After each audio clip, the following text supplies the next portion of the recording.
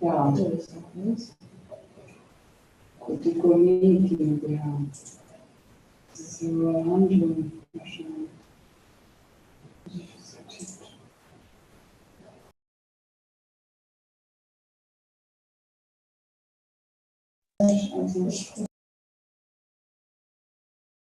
Hello, everyone.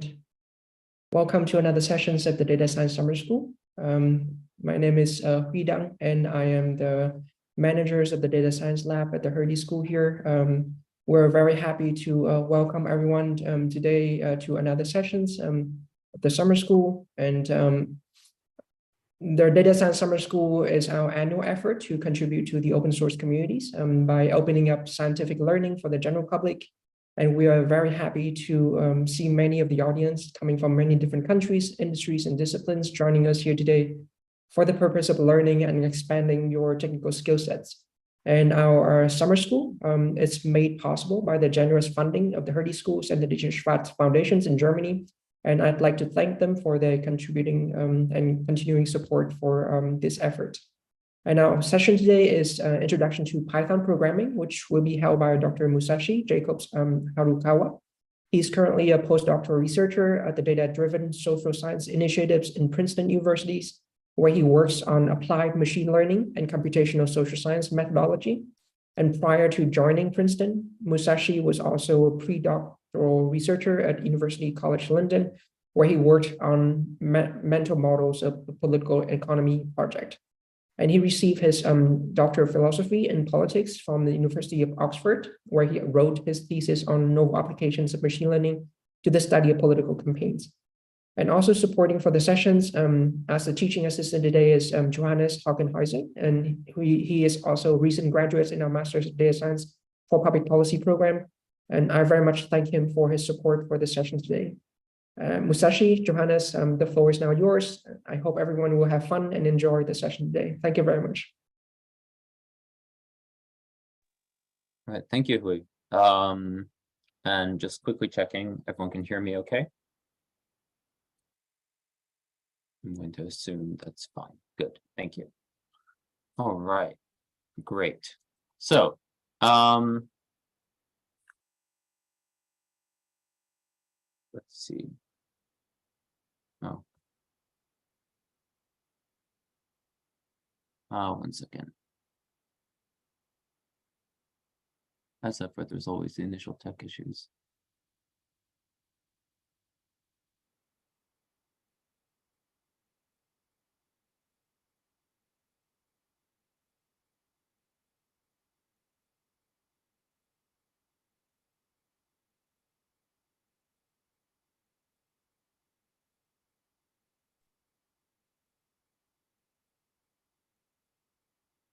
Okay.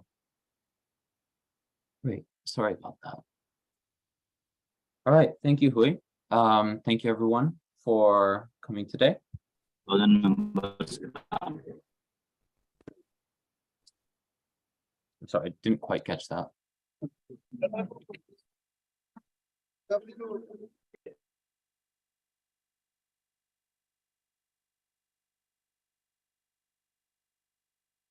Okay. There's just some echo. Yeah. Cool. All right, good. Yeah, so hi, my name is Musashi Jacobs Harukawa. Yeah, so as introduced, I'm a postdoc at Princeton University. So today I have the pleasure of being able to give the Introduction to Python course as part of this Herdy Data Science Summer School initiative. I taught the Introduction to Python course at the University of Oxford's Political Science Department for a few years when I was a graduate student there. Today I'm trying a few new things, a few sort of departures from that course. I hope it's sort of enjoyable for everyone. Before we get started, I just want to have a quick tech check where if everyone could go to this link, please, I will put in the chat.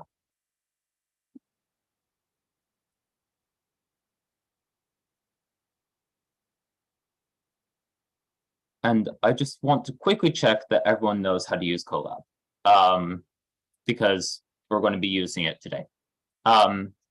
So when you go to that link, you get something that looks like this.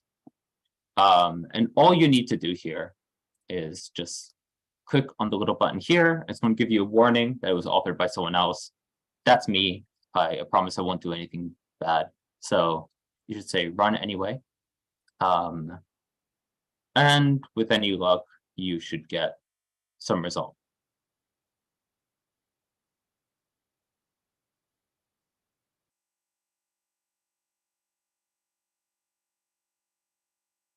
I'll put the link in the chat. Oh, there we go. Thank you.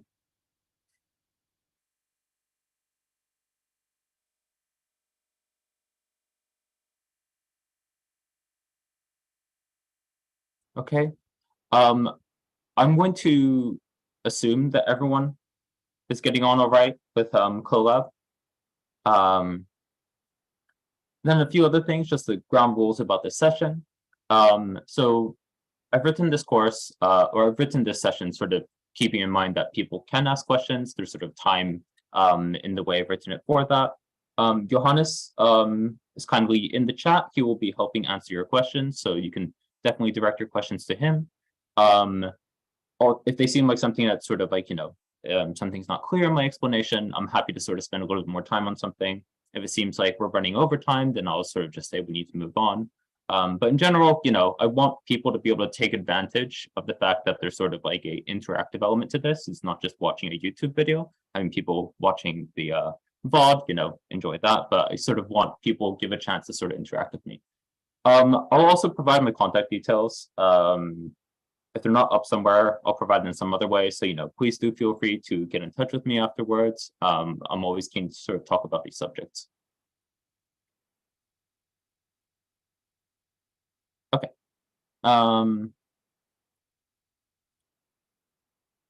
So today, the sort of format that I'm trying out today is I have a lecture with slides. I'm going to be showing you code and explanation. I'm sort of thinking both of the people watching the recording of this, but also people here. So there's also a code notebook that I'm going to share in a moment, which has basically the exact same content as the slides. So feel free to sort of execute the code as you go along. If you're watching the recording, feel free to pause, play around. That's sort of the point of being able to do this in an interactive notebook. And if you're here right now, ask me questions about what's happening. Like, why are things doing the things that they are? I've also provided a few additional sort of take-home exercises. There's time in the session now, we can work on this together. If not, I'll put them up. I'll also put up answers for these. So, not saying you should, just work from the answers, but for your own sort of learning, there's like heavily commented answers that you can work from.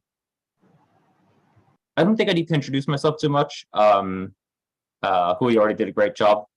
And the only thing I sort of haven't put on my bio that I would mention is most of my research is in natural language processing. So the last year has been kind of a bit weird and crazy for me. But yeah, sort of within applied ML and sort of science methodology, sort of in the Texas data. And past year, I've been working a lot on sort of generative language models and sort of various robustness and causal inference designs applied to those. Oh, and one last thing is, once upon a time, I was a data scientist in a finance firm, but that's sort of where I originally learned Python. Okay, cool. So topic here, sorry, the sort of learning objectives today. First thing is sort of how is Python used in like primarily social science research, because that's where I am. Hopefully that's sort of interesting domain for people. From looking at sort of the people that signed up, I see there's a really, really wide variety of them. So, it's sort of hard to cater to everyone, but I think I'll try, give a theoretical foundation that's interesting and useful for everyone. Then we're going to have a sort of, the first part is going to be base Python programming.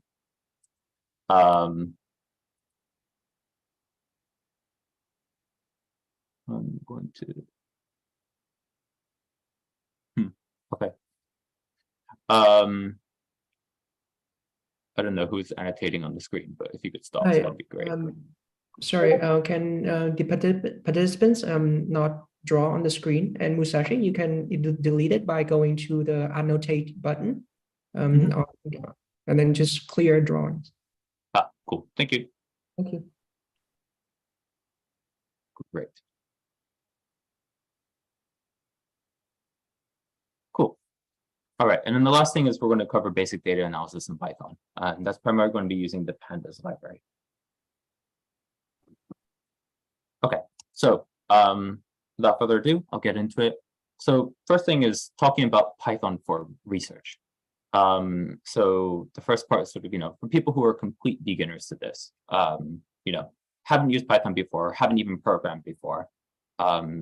What is Python? How is it relevant to research? One way to describe Python is it's an open source general purpose scripting language. Breaking that down bit by bit, and by each part of that sort of description is important. Firstly, the open source aspect. So it's a community project. It's built and maintained by a community of people who donate their time. There's also various charitable organizations involved. But fundamentally, it's free to use for all. That aligns a lot with sort of a lot of academic ideals, but also, in a sense, you can always use Python. There's no sort of barrier to using it. In terms of general purpose, I like to think of it as if there is something you're doing on a computer and there's any repetitive element to it, I'm sure you can think of loads of things like that, right? Then, like, if there's any sort of repetitive element, then you can automate it in Python. It's extremely general. It's not just used for data science, even though that's what we're going to be talking about today, but the fact that it's so sort of general and a lot of people think that it's sort of easy to read and write means it's very popular with data scientists.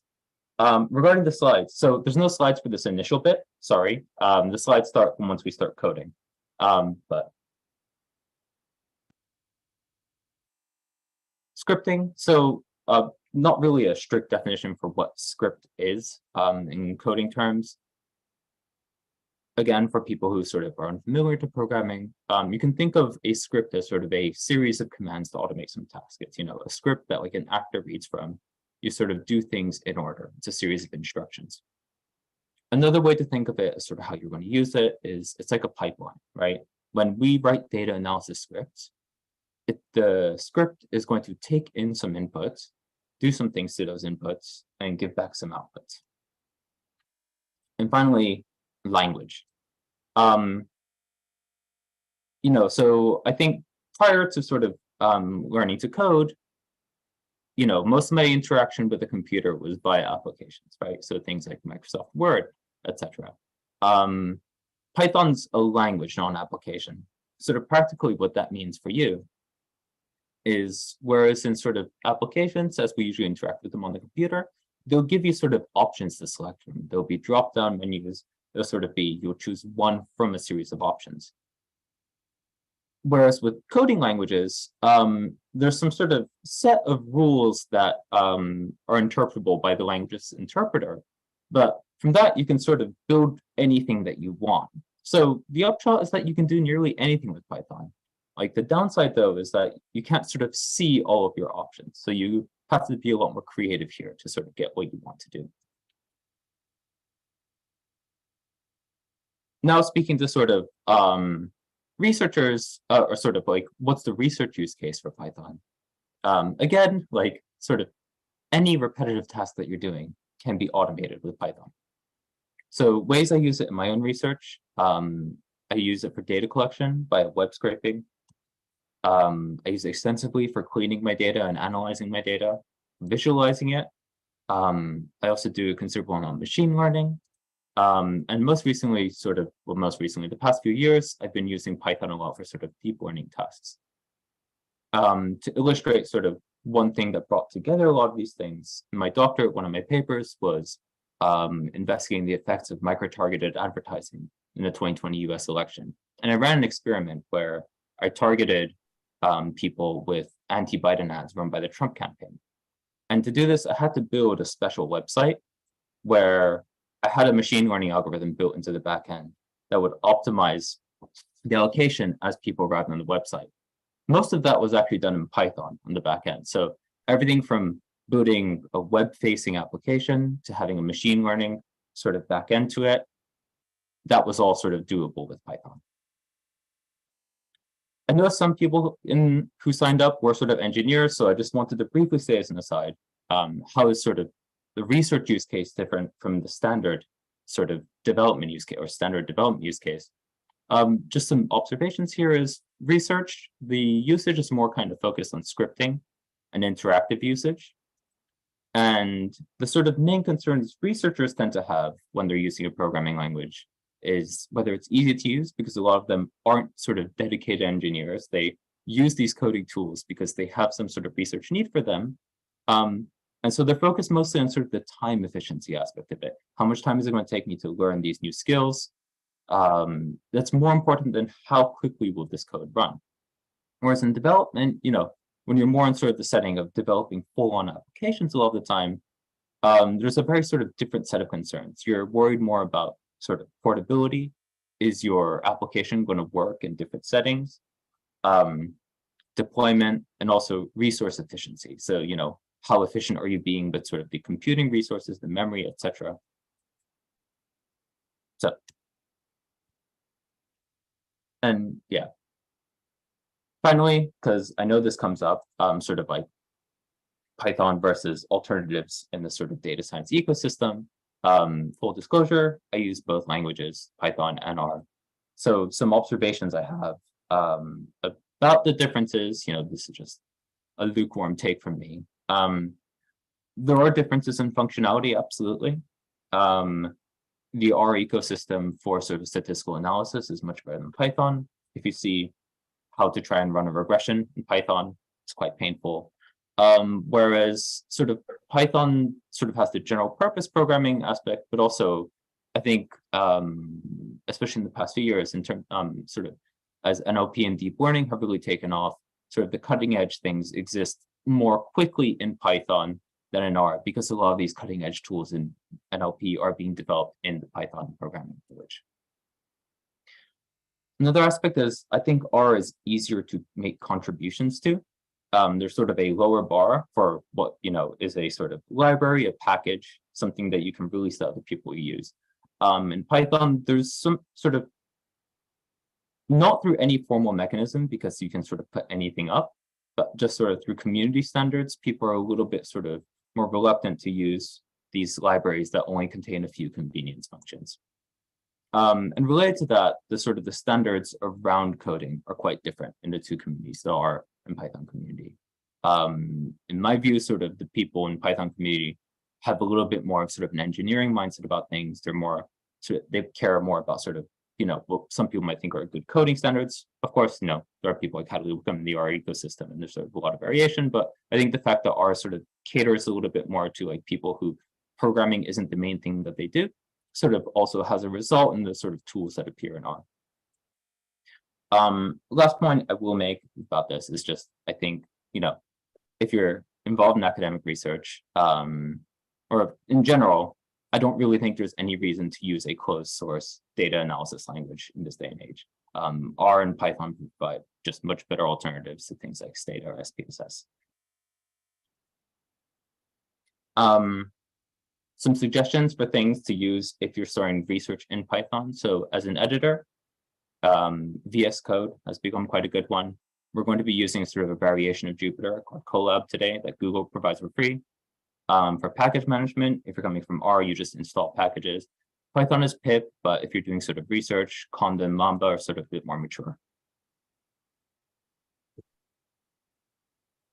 Okay, then finally, sort of before we start coding, a brief sort of more theoretical aside, where, you know, I'm going to try and put a lot of, because most of the next 4 hours, I'm just going to be dumping a lot of sort of basic intro level Python at you. So I want to sort of cushion this and contextualize this by like, why am I choosing what to show you? How is learning Python for this sort of application a little bit different, and so on. So I want to start with just sort of a brief theoretical methodological aside about what is it that we're trying to do as social scientists or as scientists in general And how does that sort of relate to how we use programming languages, and especially Python?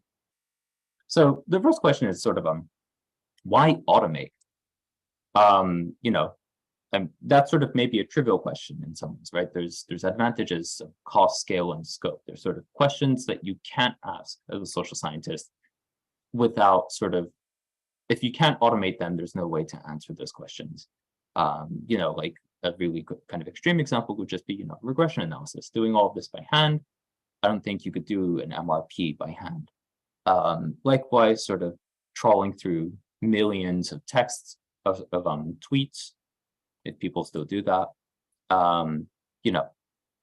In theory, it's doable by humans or a lot of humans, but sort of the end result is quite different to sort of automating aspects of it. However, the sort of cost of automating things is that we need to represent sort of the observations we have about the real world in a way that our computers, that algorithms and programs can utilize. And fundamentally, this process of sort of quantifying and structuring observations, even without sort of taking a sort of programmatic or quantitative approach, but just sort of like trying to sort of structure observations and say what things have in common and eliminating sort of other things, it usually entails some loss of information. So how we choose to represent that information and what information we choose to lose is quite important. So the first thing is sort of, we want to choose some way to represent our observations that retains the properties that are relevant to your analysis. There's a good debate about that. But where I'm leading with all this is sort of to data types. When we have observations, how do we sort of represent them? How do we categorize them? So here are some statistical data types. One is logical, that's sort of true or false types, numerical, categorical, text, date, and time. On the other hand, data structures, which we're also going to study in a moment, are concerned about the relations between observations. So are the data points members of the same set? Are they members of an ordered sequence? Are they different aspects of the same sort of thing that we're looking at? So the good news is Python, like most modern programming languages, can represent most of those types that were on the slide before: logical, numerical, categorical. The bad news, though, is at a fundamental level, everything on a computer is sort of stored as zeros and ones. And we're going to see that there's going to be some things that happen when we try to represent things that can't be represented as zeros and ones as zeros and ones.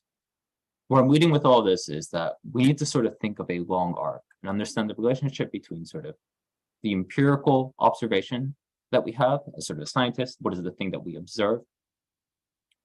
The sort of representation of it in our mental or theoretical or mathematical model. And then furthermore, there's another layer of abstraction and approximation when we put this onto a computer. And so just not to say that like these things are bad, but to the extent that we pay attention to sort of the information we lose and the choices we make at each of these steps, the closer we bring our computational model to the thing that we're actually trying to study. Okay, so there's going to be 2 coding tutorials today. The first one is going to be on base Python. But I can take a moment here if people want to just sort of ask any questions about the sort of theoretical aspect. If people want to jump straight into coding, I'll put this link into chat right now.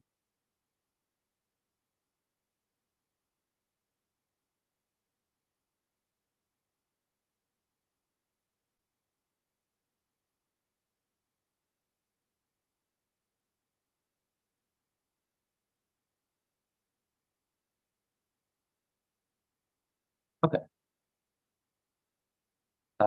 Best platform to learn about Python.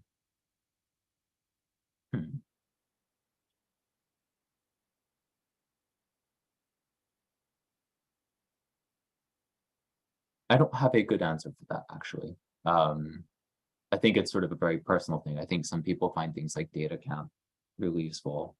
I personally sort of enjoy like just trawling people's GitHubs, sort of from, the leading labs. I actually just like have like tabs on, Facebook AI and Stanford NLP and things like that, Hugging Face.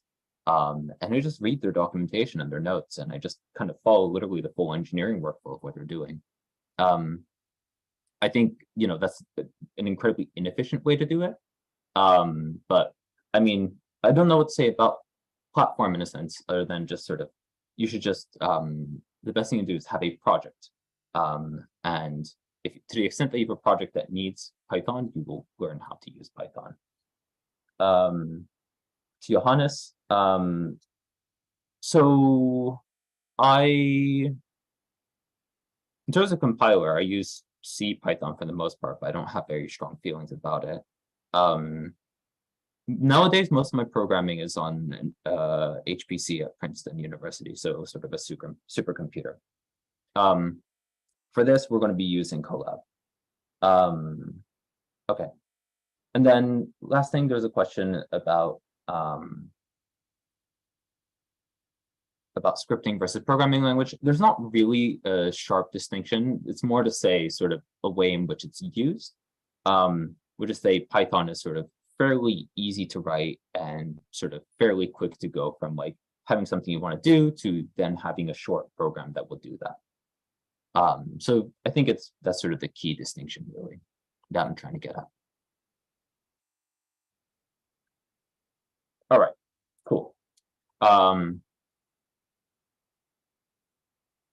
Well, I will keep an eye on this. Will this workshop help you to analyze big data? It depends on how big your big data is. We're only covering pandas, which I think really is sort of up to like the 1 million observations. Past that, you might want to start thinking about using something else. That's not a hard rule. Oh, and a nice question about LLM and ChatGPT. So no, that's a super good question. I actually thought like, do I write this course with sort of, having people like LLM assisted coding as part of it? We're still at a point where if you just use the program that ChatGPT or these LLMs give you, it'll be sort of 90% of the way there. And unfortunately, that sort of remaining 10% of getting it to work or knowing that it's not going to do the thing that you intended is sort of the thing that you only learn by sort of learning from 0 to 100. I certainly think that it's a super useful tool, and it's certainly sort of a multiplier on your ability to sort of learn coding and also to like write programs quickly. However, it doesn't sort of really yet replace the sort of knowledge of how to know what you need to do. Okay. I hope that's useful. All right. There was a notebook. It should look like this. Okay. Yeah. It should look like this. I'm basically like the content of these slides is essentially the same as that notebook. I'm going to be going through it and I'm going to be talking about it sort of. But yeah, so we're going to do a crash course in base Python. I've written this with the assumption that you've never programmed in Python before. So, bear with me if you already know all of this. Well, then again, I would wonder why you're coming to an intro Python course if you already know how to do introductory Python. So, there we are. Okay, so what do I mean? I keep on saying base, right? Like, what is base Python? So like a lot of programming languages, sort of one of the great things about Python is it's extensible. It's sort of enhanced by a lot of sort of contributions in the form of libraries. They add to the functionality, sort of the things that we can do. Sort of Python is the vehicle or the sort of language through which we do it, but the tool is actually the library. So when I talk about base, I'm just saying the part that's sort of core to the Python programming language. So we need to know some, you need to know some amount of the core programming language to use these tools. This sort of question of how much base Python do I need to know? It's something I wondered for a long time, because, I started out sort of in a data science scenario coming from R and sort of I was more worried about getting the analysis done than sort of learning the core elements of a new programming language. So it really varies with what your application is, how much base Python you need to learn. I've made this course with sort of the minimum needed for a data analysis workflow. I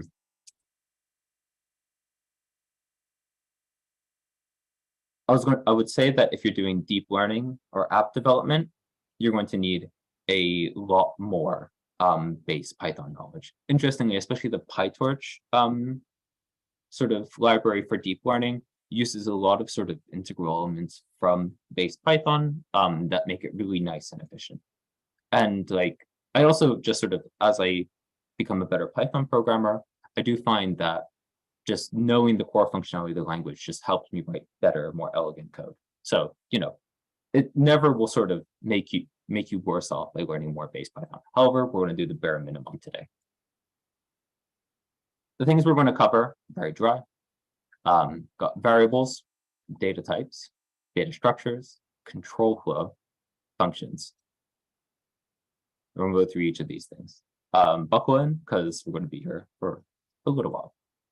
And again, sort of people who are joining late, I'm sort of keeping half an eye on chat. I've written this with sort of enough time to answer questions as I go along, especially if there's a question I think would be helpful to discuss.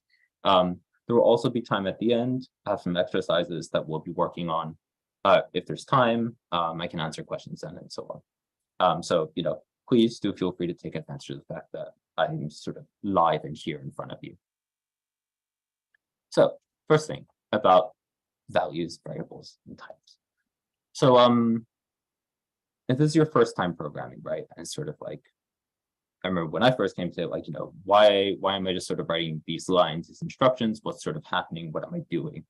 So one sort of maybe metaphor or mental image that might help you for starting out is that when we start a Python session, so on Colab, when you sort of connect your runtime, you can imagine that you're sort of creating an empty box. We're going to use commands written in the Python language, written in the cells of the notebook in front of you, to interact with that box. These commands can create objects that can persist inside of that box. I'm being purposely vague there. We can also interact with and modify things that are already inside that box. And the first thing we're going to look at is the print function, which is our tool or our command to display things in that box to our output.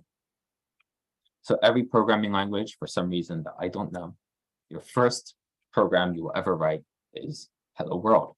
In Python, it looks like this. And if you execute that cell by pressing a little arrow next to it, you should get that. Great. If this is your first time writing Python, congratulations, you have now written a Python program. We're going to go much deeper. The next thing is sort of variables, next core element to this. So, you know, you might sort of have some preconceptions about what a variable is from mathematics, etc. The sort of most concise way to think about it in a programming context is they are sort of names that point to some object in the box. That's really all that they are. So those things that they're pointing to, they could be values, they could be functions, they could be all sorts of things. But a variable is just sort of a name that will sort of leave a pointer leading to it.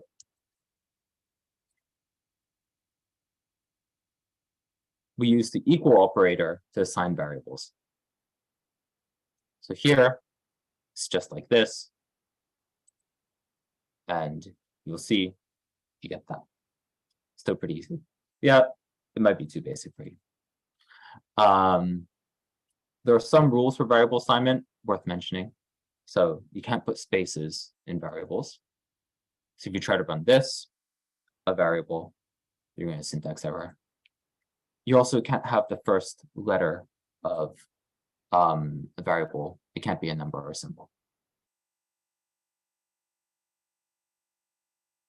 Moving on now to data types. So we're going to talk about 4 data types in base Python: integers, booleans, floats, and strings. So integers are just whole numbers, positive or negative. You just create them by writing a number without a full stop in it. Unlike the R programming language, which sort of assumes every number is actually a vector of floats, Python, if you write just a number, you will get just an integer. What a data type sort of does is it determines what operations can be done on that particular object. So as we saw, integers can be assigned with the equal operator. And then arithmetic operations with whole numbers are pretty much as you'd expect them to be. It's plus, minus, star for multiply, slash for divide. So you run these commands, you will see sort of very much as you expect, that's what you get.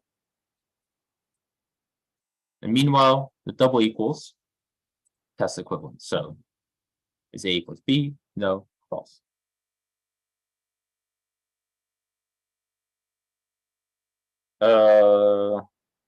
We will get to character strings. Void, I'm not aware of something like that. Python types are mutable and a little bit weird, but okay. Cool. Moving on to Booleans. So these are just true false values. You've actually already seen them. It's two Booleans, true and false. Those are the only two values. And just, to not confuse it with other languages, it's always capital T and capital F, everything lowercase. Everything else lowercase.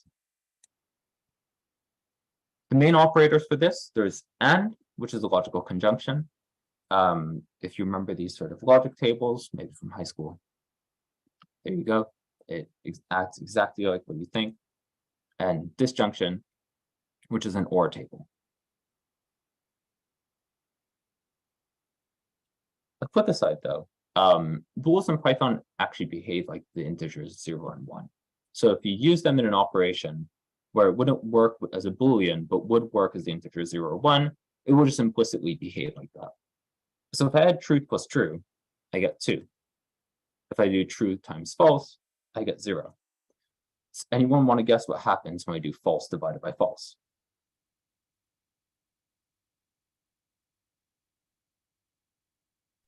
Error?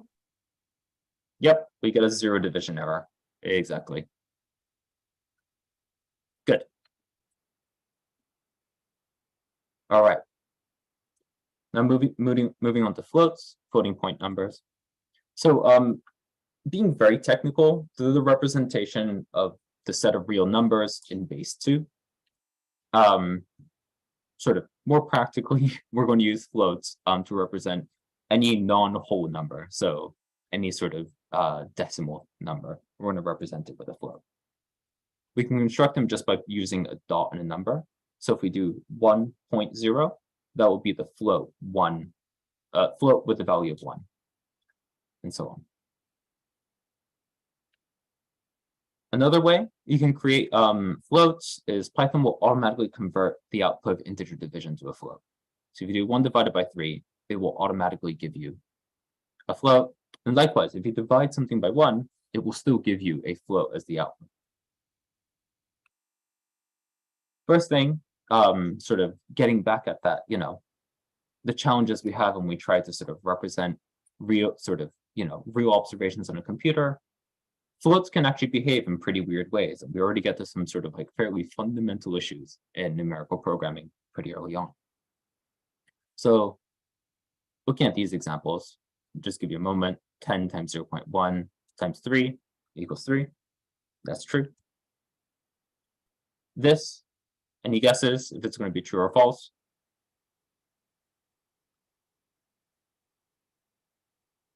True. It is false. And there's something really weird going on here. This is also false.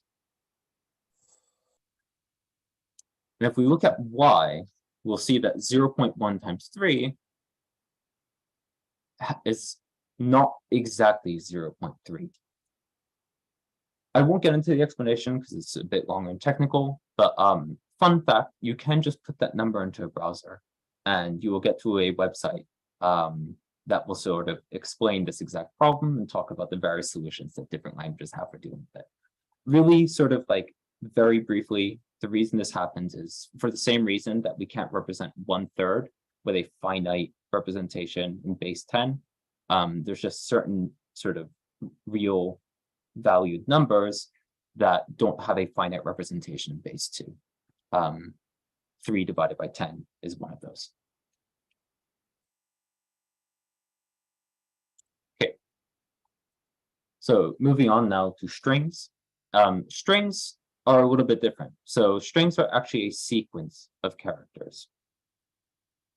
To create them, you just put any sequence of sort of letters or numbers or any characters between single or double quotes. Both are valid, but they sort of, if you start with a single quote, you need to close with a single quote. So here's 3 examples. Sort of here, there's not really any functional difference between using single or double quotes. Some Python style guides insist on using one or the other, but the language itself is okay with both.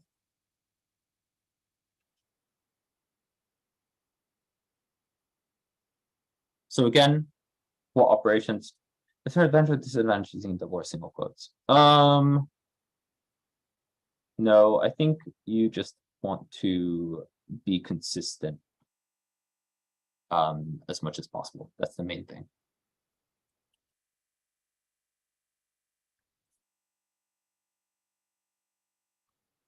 Okay.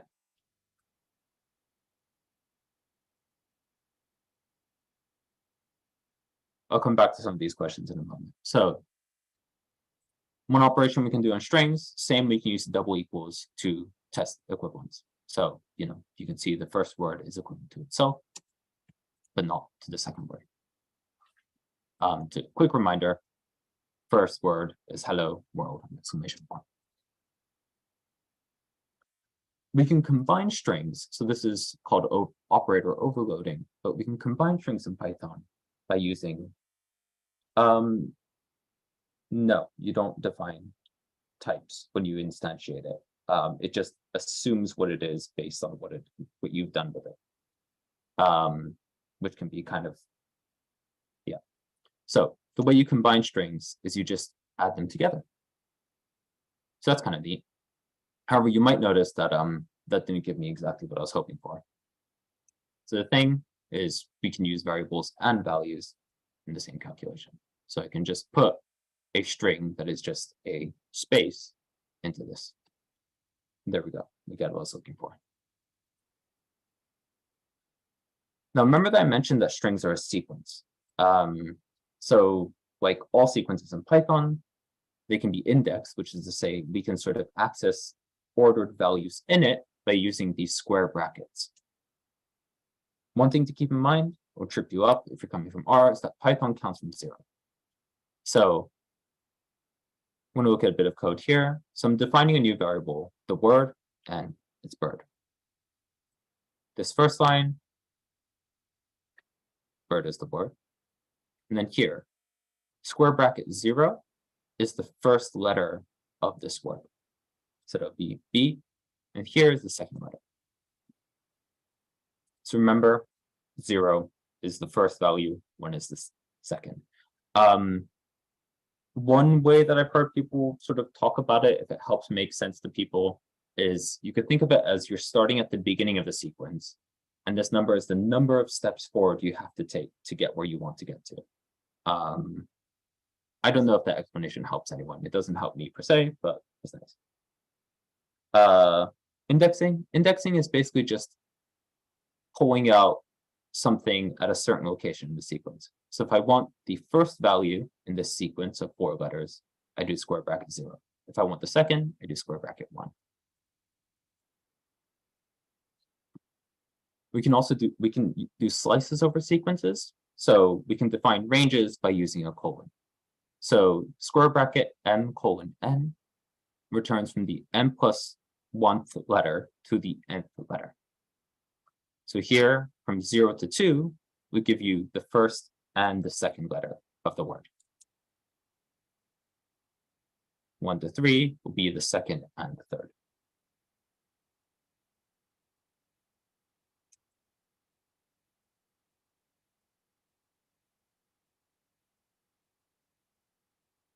Anyone want to put in chat what this is going to return?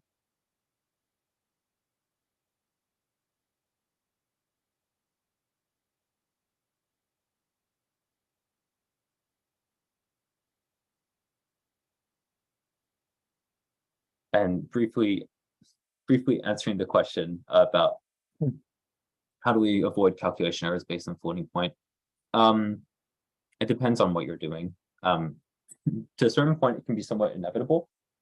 One thing, though, is to just keep things as integers for as long as possible, because there's no integers don't face the problems like that. So you could represent everything as fractions, as long as you can.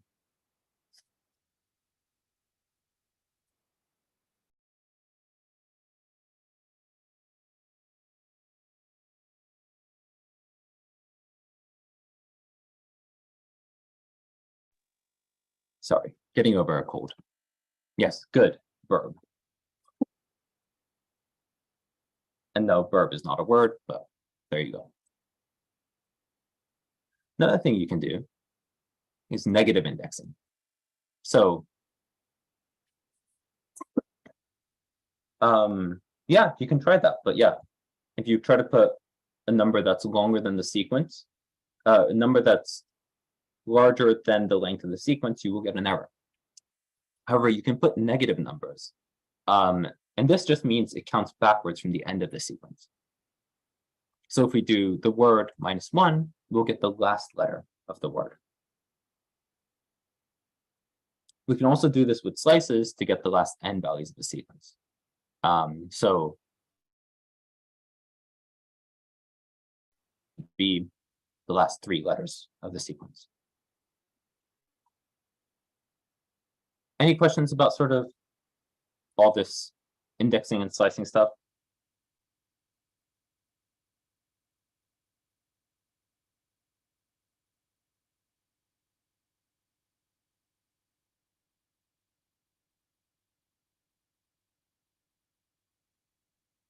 I'm not familiar with the IEEE notation. So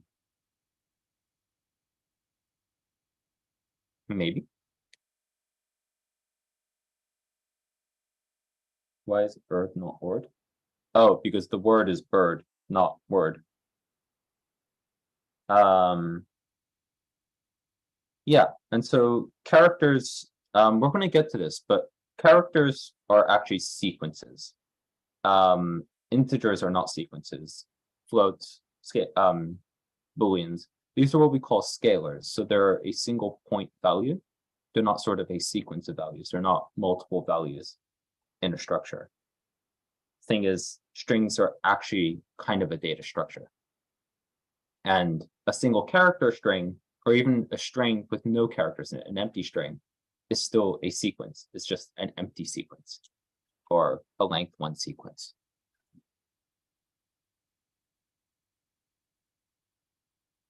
Okay. Now finally, sort of looking, slice forward and backward at the same time. I don't think so. No, I don't think there's a -0. I mean, I haven't tried it, but surely that would just be the same as 0.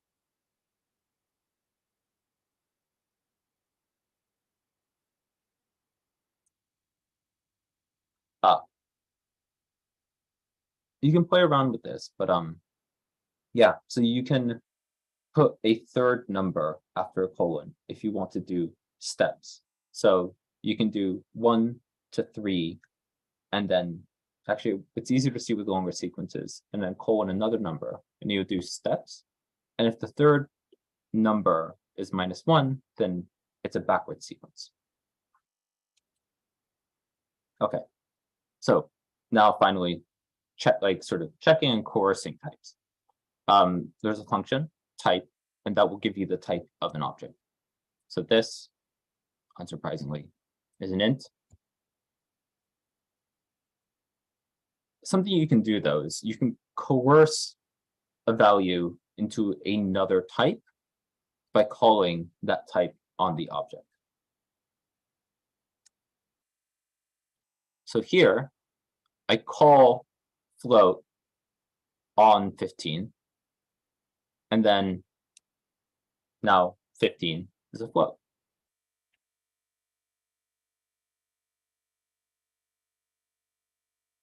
Sometimes though, that's not possible.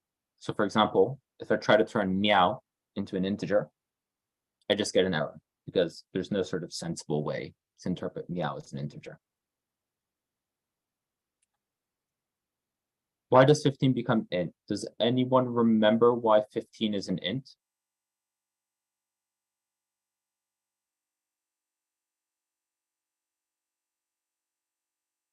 I mean, yes, but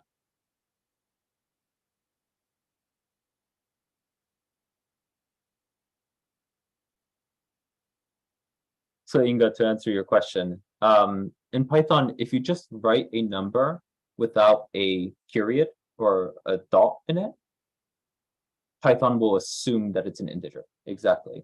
Elisabetta, that's exactly right. Yeah. If you wanted 15 as a float, you could do 15.0.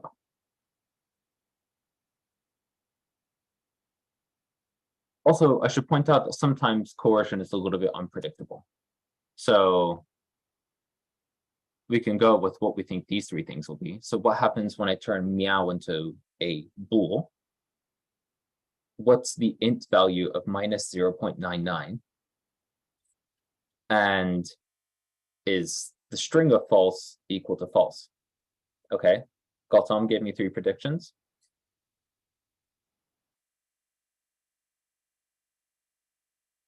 Give you a few seconds to look at it.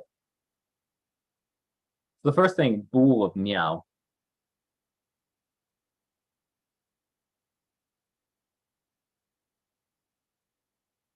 I think someone's executed it. Cool.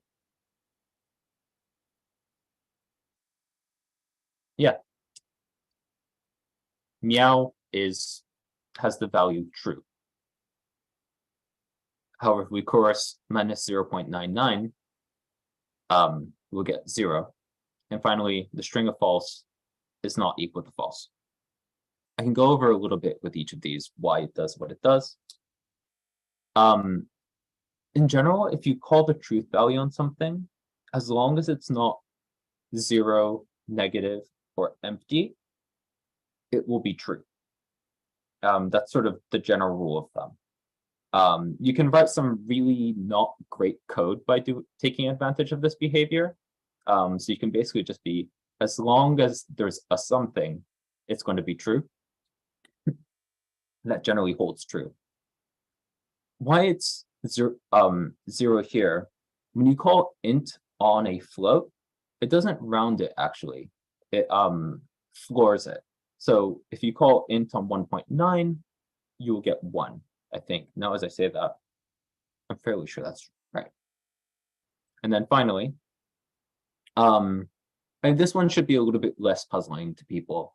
The string of false is in fact just FALSE, the letters, it's a sequence. As we mentioned before, that's a something, so it doesn't have the Boolean value false. The sort of string FALSE has a Boolean value of true. I've probably thoroughly confused you now.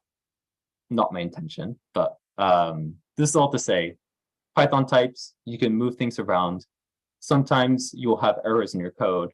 You'll dig into it and it'll be, oh, like this does not behave the way I expected.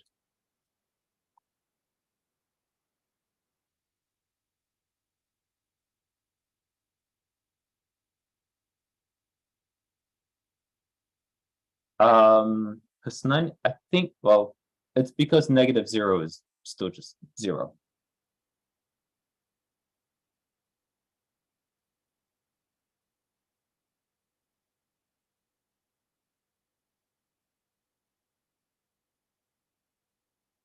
Okay, moving on to data structures.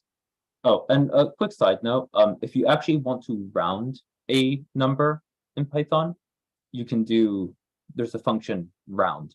So if you do round on 1.6, it will give 2.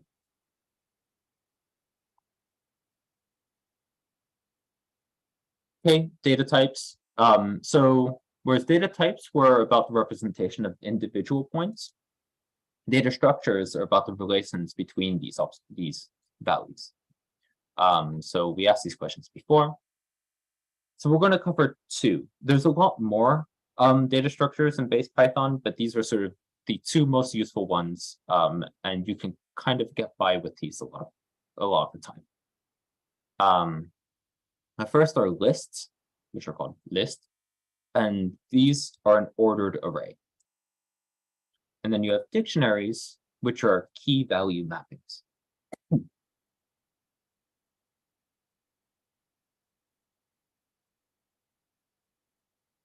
So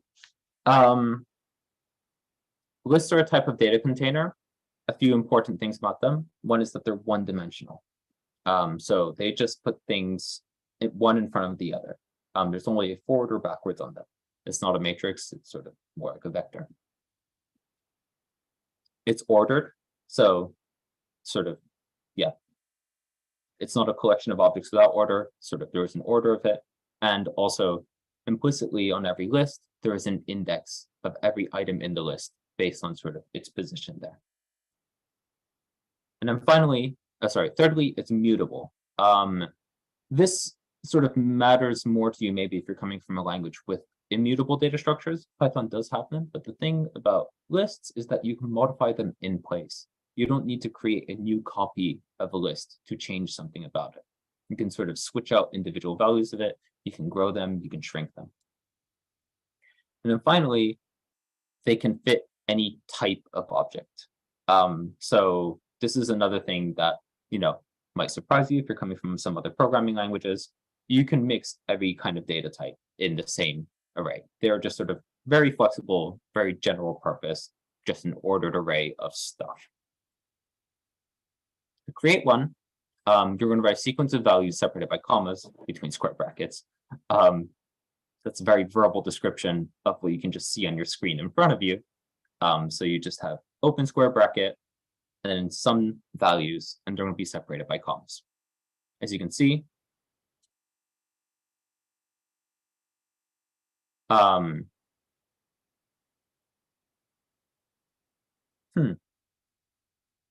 if there are no lists in the collab, then my bad. I might have deleted them by accident when I was preparing the material. Hopefully they are there. If not, please feel free to write in this stuff here. Oh, okay, cool.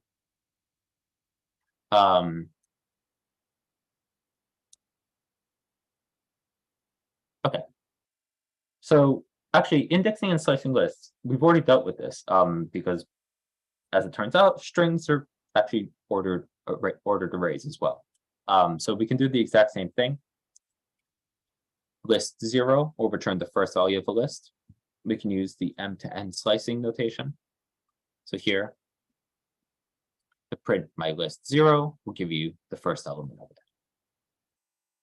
1 to 3 will give you the first value and the second value. Sorry, the second value and the third value.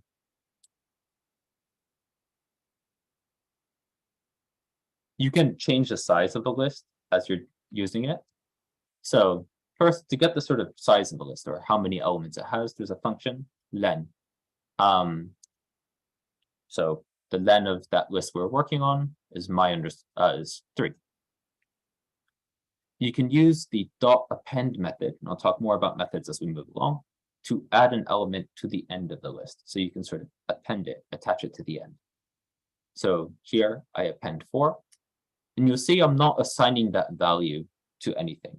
This is an in-place operation. I have my list, and if I do the .append, whatever is the argument of that function append is added to the end of the list. It modifies the list in place. If you use a plus symbol between two lists, it concatenates them. which is to say it combines the two lists into one.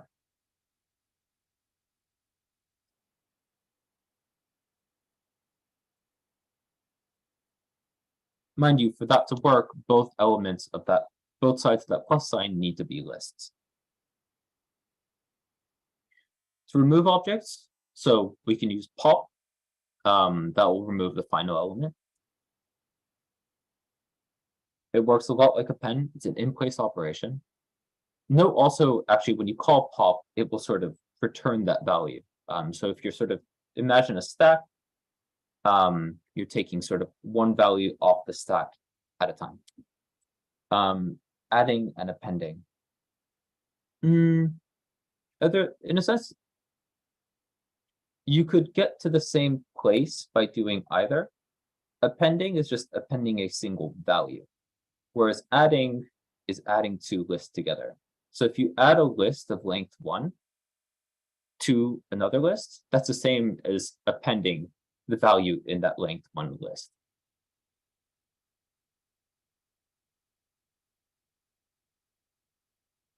Okay, changing values in the list. So we can just reassign values in place. So here I'm creating a new list called X. I should say right now, in practice, try not to use single letter variables. They can cause a lot of pain for other people when they're trying to search for them. But just for this example, we're limited for space, so we're using a single letter variable. So here I've created a list, A, T, and E, all strings. Now you can see X0. So I'm just saying the first element of X, I'm now assigning it the value A. Doing the same with the second value.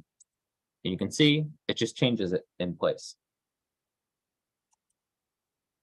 You can also do this with slice notation. So I can go from the first and second value, I can replace them with another list of the same length.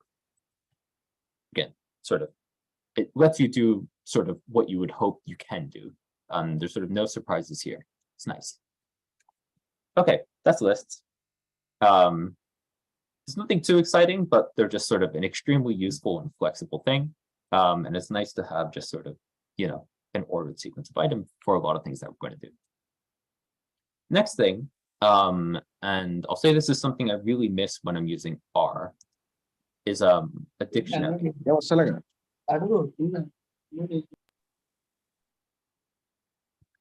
So dictionaries are an unordered mapping of keys to values. Sorry, unordered is untrue. When I first wrote this, I checked it. They are ordered actually. Okay. So to create a dictionary, it's easiest to sort of see it in an example. So I'm creating a variable called favorite ice cream. Here I'm saying chocolate, and I asked my friend Maria what her favorite flavor of ice cream is, and she said dulce de leche. It's a good choice. But you'll see the way that I construct it is I open this curly brace and I do value colon value. Here, everything's a string, but it doesn't have to be.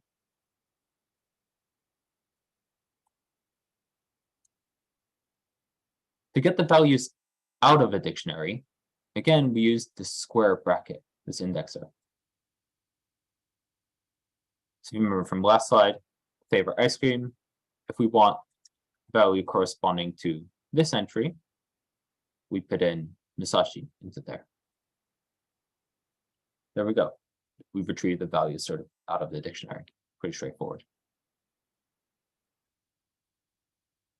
Dictionaries are also mutable. So you can create new pairs by using equal. You can also modify them in place by using equal. So ask my other friend, Chris, what his favorite flavor is. She said pistachio. And I actually changed my mind what's my favorite flavor. So I've accessed my own value and I'm assigning it a new value. These are both sort of perfectly legitimate things to do in Python programming language. And now we get these.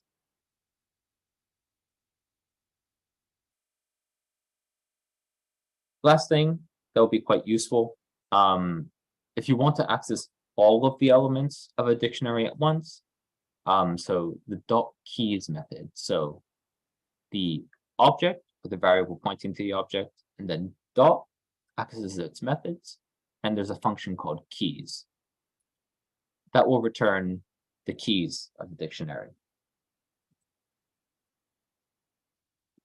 Values will return the corresponding values. And then finally, items will return pairs corresponding to the key and value. Sometimes it's useful to be able to sort of pull out these items from the dictionary, see it at whole, especially when you're iterating over it, which we'll get to in a moment. All right.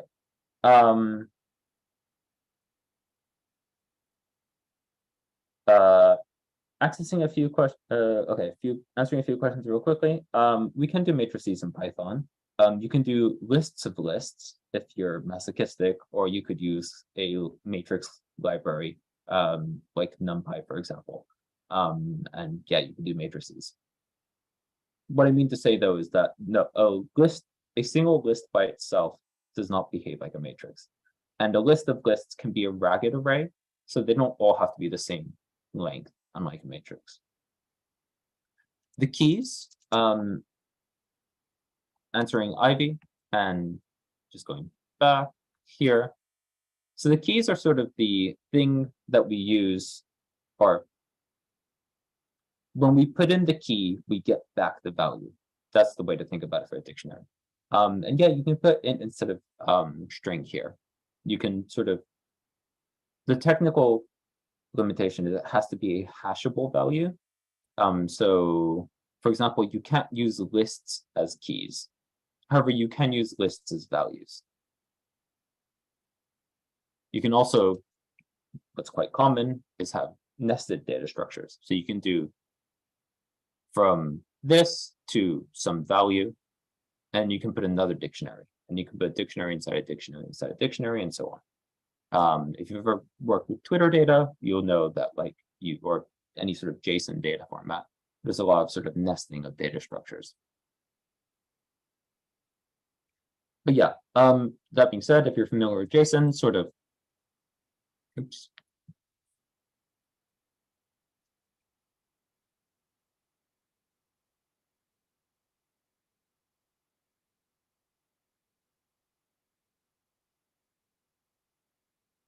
Sorry, 1 second.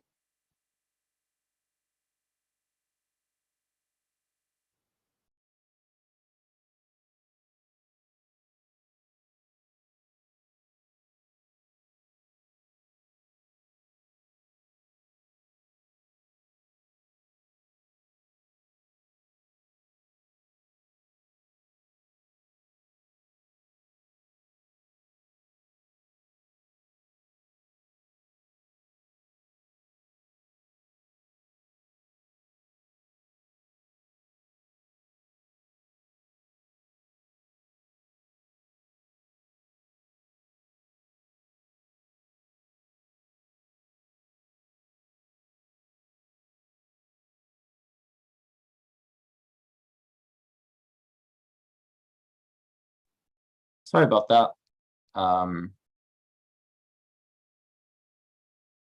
Yeah. Honestly, I don't know if anyone else finds this, but I find that Linux is not supported as well as some other things when it comes to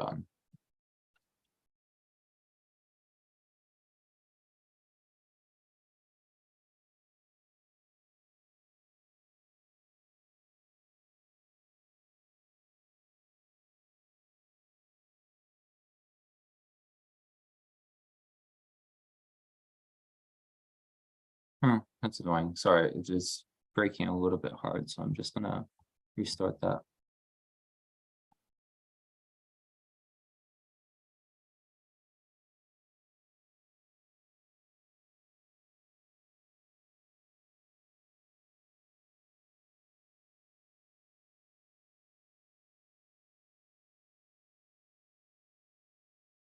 Okay, great. Sorry about that.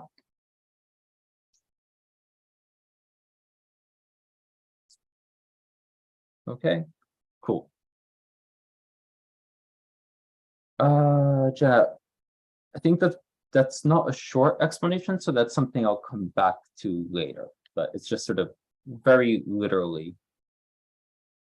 the way we have to represent numbers on computers is in binary, in zeros and ones, so this is like getting really into the sort of nuts and bolts of like, there we go. Yeah, probably better to go read something than me sort of explain off the cuff.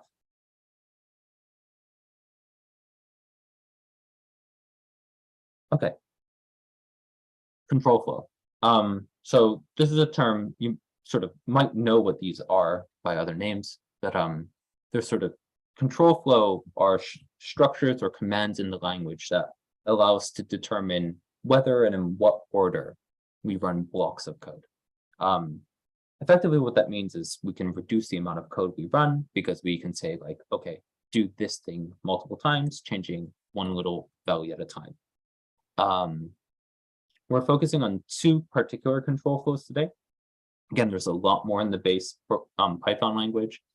These are the sort of two most important ones to get started. One is conditional execution, and the other is iteration, specifically for loops.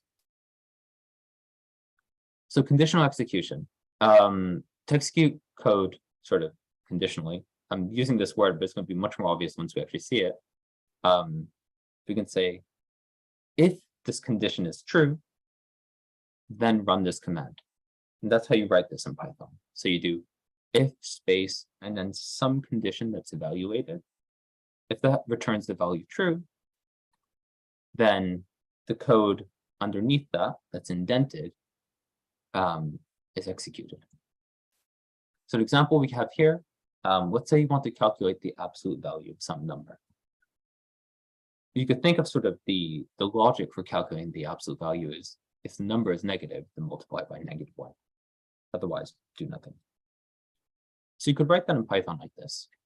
So setting the number to -2, but if number is less than 0, then number equals number times -1. There we go. The absolute value of -2 is 2.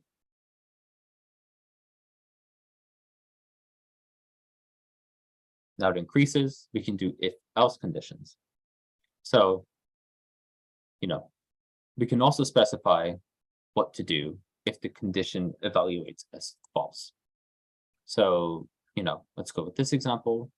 What language are you here to learn today? If it's Python, so I'm setting it to Python. If the language you're here to learn is Python, then you're in the right place. When we execute this, we in fact get that. However, if this were equal to some other value, well, we'll see. So elif is the third one. So the way to describe it is it's going to go down one by one. So first, setting language to learn to Julia. It's going to evaluate this condition first. Is the language to learn Python? False. Then it's going to move on to the next elif condition. And if that evaluates to true, then it's going to execute the command that's inside there. There we go.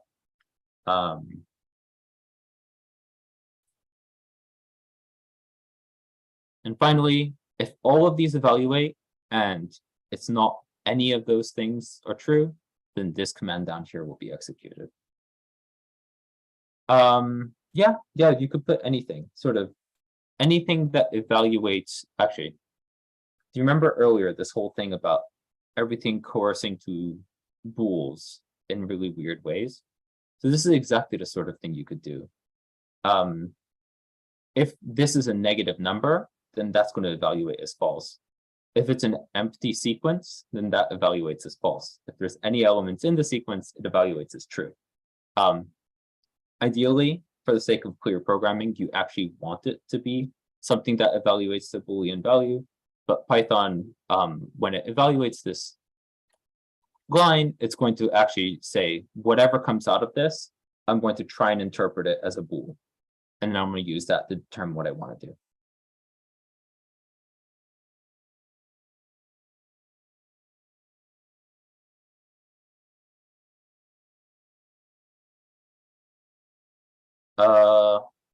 Yes. It is. You don't actually need an elif. It's just sort of a syntactic sugar. It's just something that makes it a little bit cleaner, a little bit less code, but it is in fact a redundant operation. Moving on to for loops. This is something, if you're beginning programming, you'll sort of underestimate the importance of. I remember my fiance, she also does data analysis, is a big part of what she does. I remember the first time she was learning R, and I saw, she's going to hate me for mentioning this, but sort of the thing that we all do, which is just copy pasting the same command 10 times in a row, and then changing one value in each line. For loops save you from doing things like this. I obviously did that as well when I first started programming. So the way that we do that is going to become a little bit clearer, but the syntax for it's, again, pretty straightforward in Python. So we say, for some element in iterable, we're going to run a command. Implicitly, what's happening here is the iterable is some non-scalar, sort of any sort of sequence, anything with multiple values that are ordered. Actually, I think they need to be ordered. And then what we're going to do is for each element of that, we're going to run this command. But we will actually take that value I is going to be equal to the element of that iterable in that go. Sorry.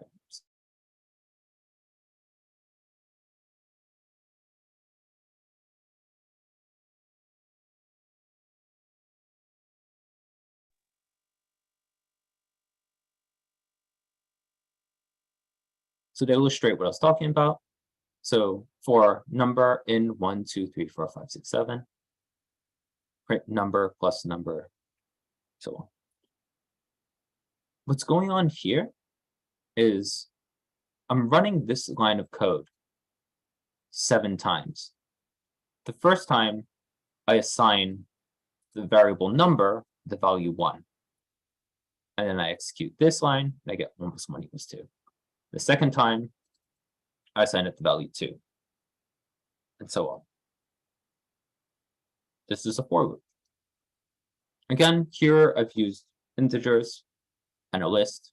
It can be lots of other things. We can also have some external counter. So here you see that I am just doing something to number, and it's being assigned the value 1, 2, 3, 4, 5, 6, 7 as I go through the iterations. But I can define a variable outside this, and I can change that variable inside the loop. And this lets us get at some pretty powerful stuff. Here again, it's sort of a trivial toy example. But you can see in each loop, I'm setting the counter to the product of counter and the number. So you can see that it's growing.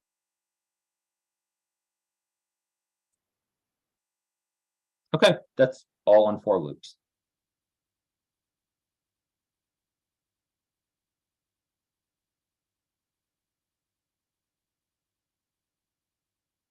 Okay. Finally, we have functions.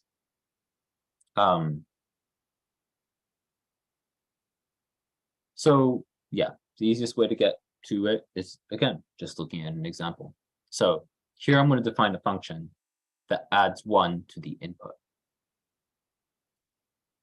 Looking at it line by line.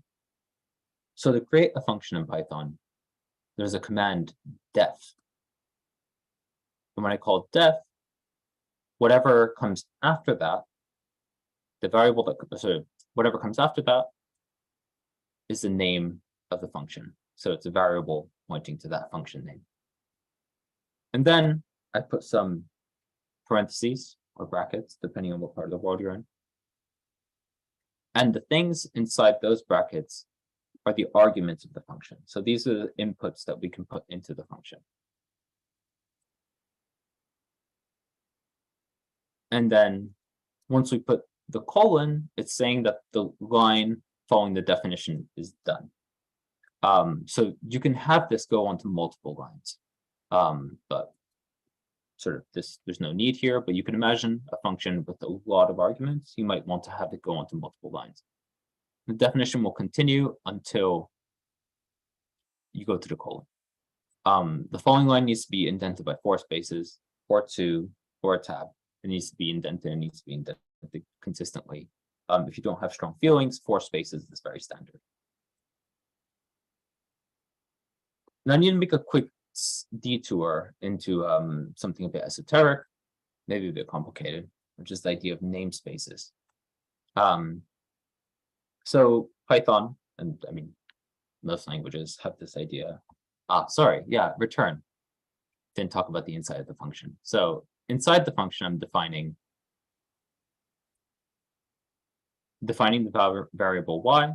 I'm saying it's equal to the input x plus the number 1. And then the output of the function is whatever follows this command return. If I don't put a return, then this function doesn't have an output, which is still valid. You can have functions without outputs. Their output is just sort of the null set.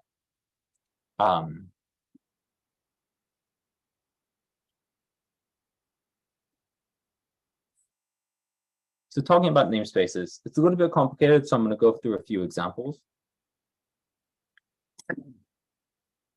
And there's a lot more levels of this, but we're going to talk today just about the idea of a local and a global namespace.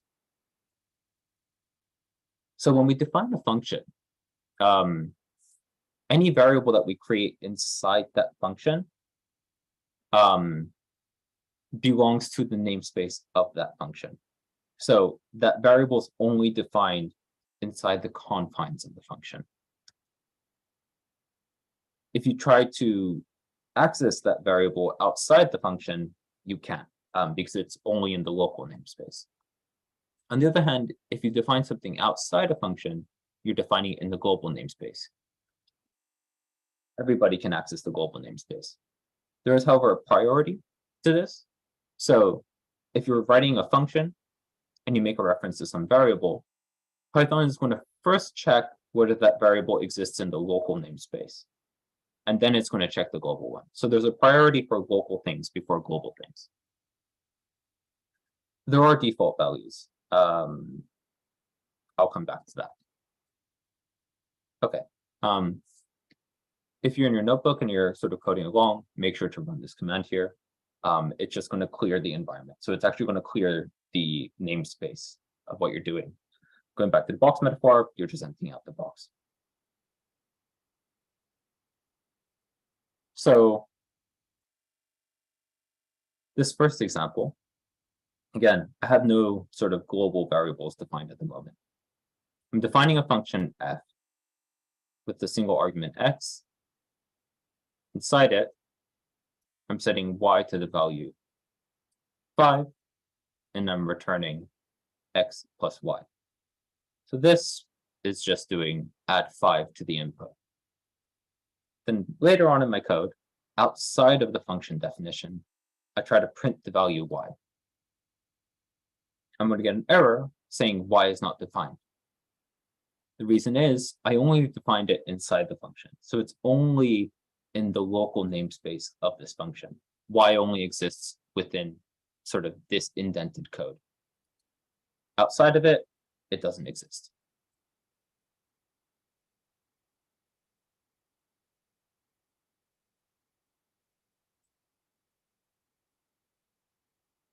Moving on, this idea of priority, right? So now I do define y globally. I set it to 0.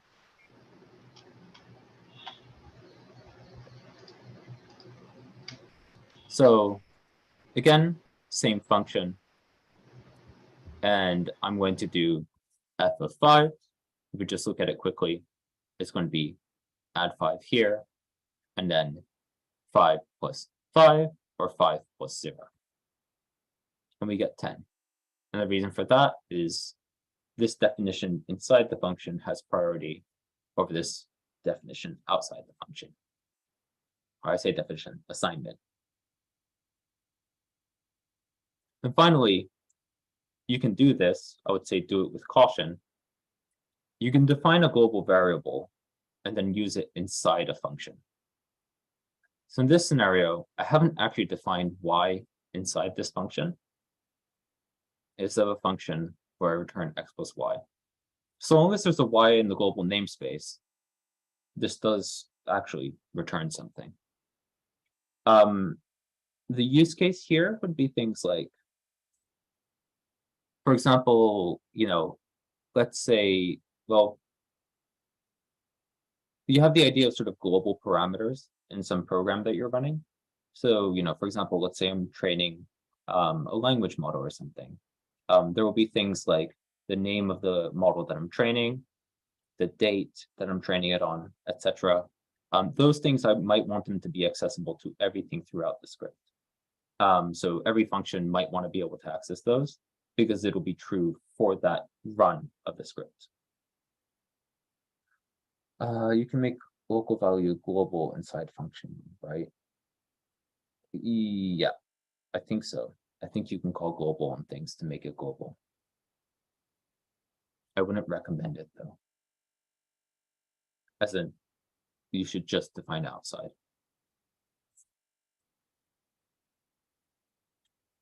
And finally,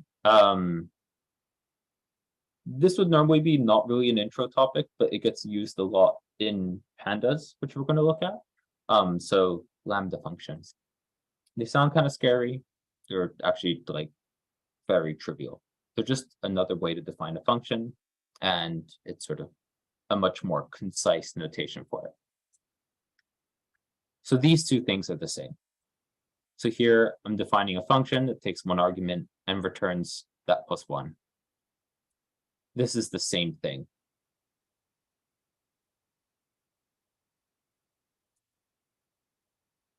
Yeah, so.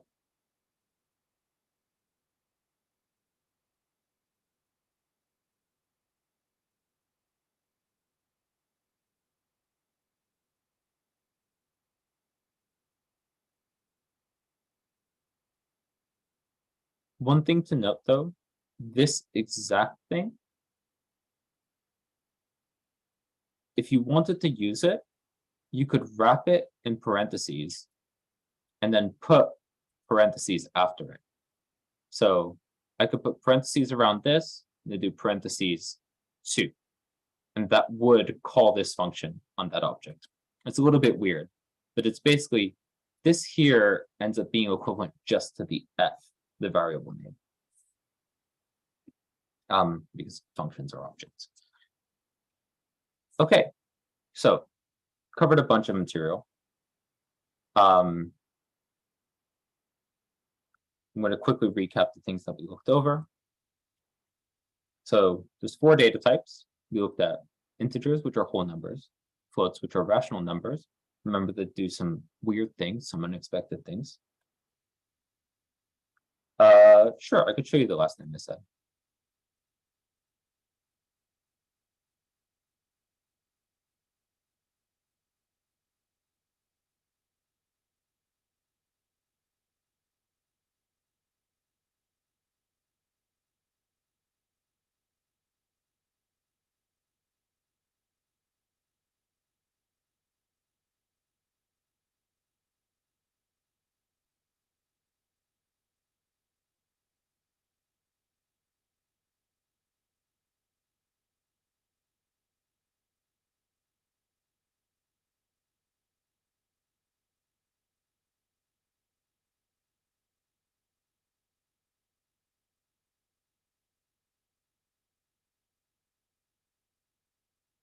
So this is what I mean. You can do that.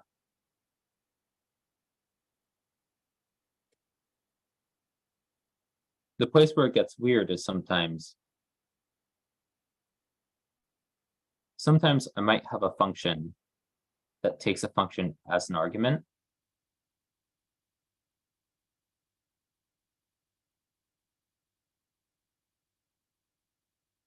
Oops. So, for example,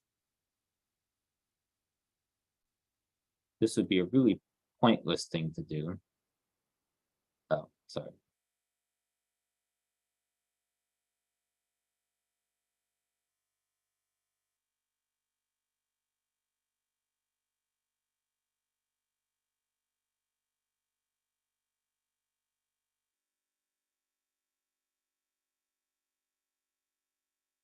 So now, if you remember, I defined f as x plus 1. I could also do this.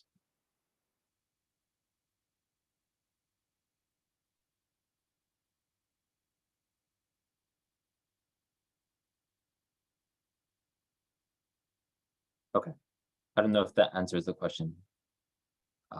Let me do it all. So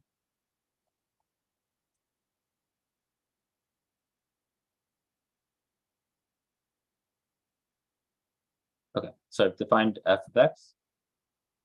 Now I've defined g as a function that takes a function as its first argument and an input as its second argument. It just returns that function applied to that thing.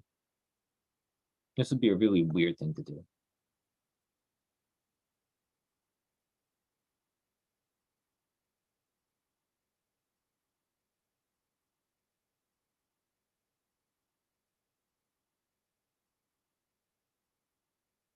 So now what I end up getting is, if I do that, that's the same as just doing this, if that makes sense.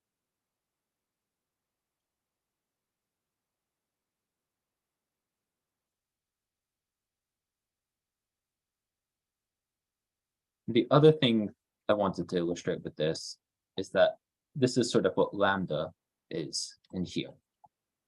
So Lambda is not actually this, it's actually just that. It's sort of a function that hasn't been called. I'm not going to get necessarily into object, because I haven't really settled on an explanation that's good at a point where you're still getting into the language. Generally, what I mean to say is that some languages wouldn't allow sort of functions to exist independently of some sort of class. Trying to think of an explanation that doesn't go into things like this. Can you assign a name to the Lambda function? No. I mean, you can assign it to a variable. So like,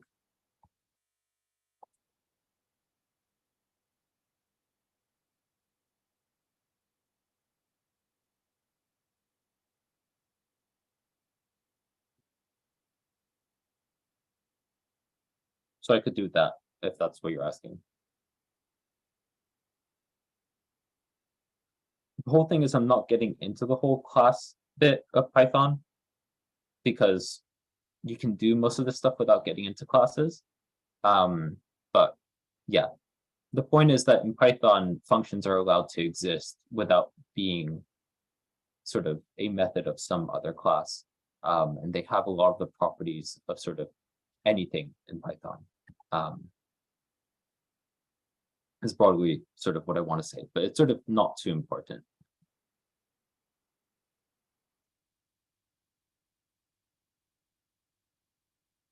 So I'm going to move on a little bit. I mean, we can come back to it in a moment, but so we've covered quite a bit. So we have 4 data types.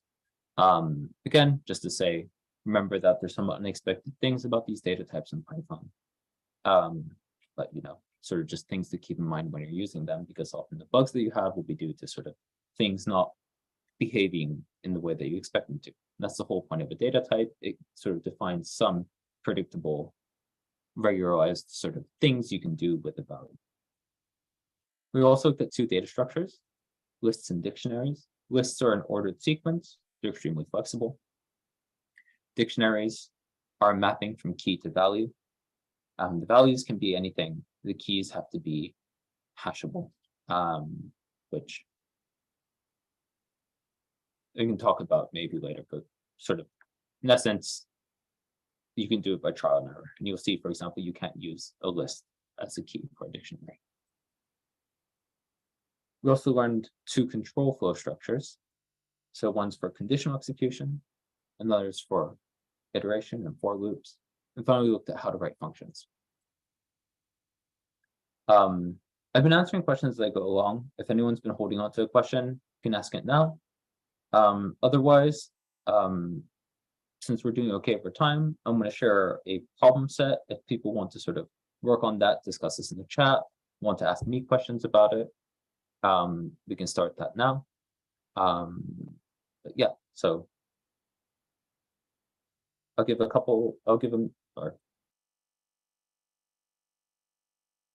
Hi, Musashi, there's a raised hand by Purvi. Purvi, Yeah, you I can't see the raised hands, so just go ahead.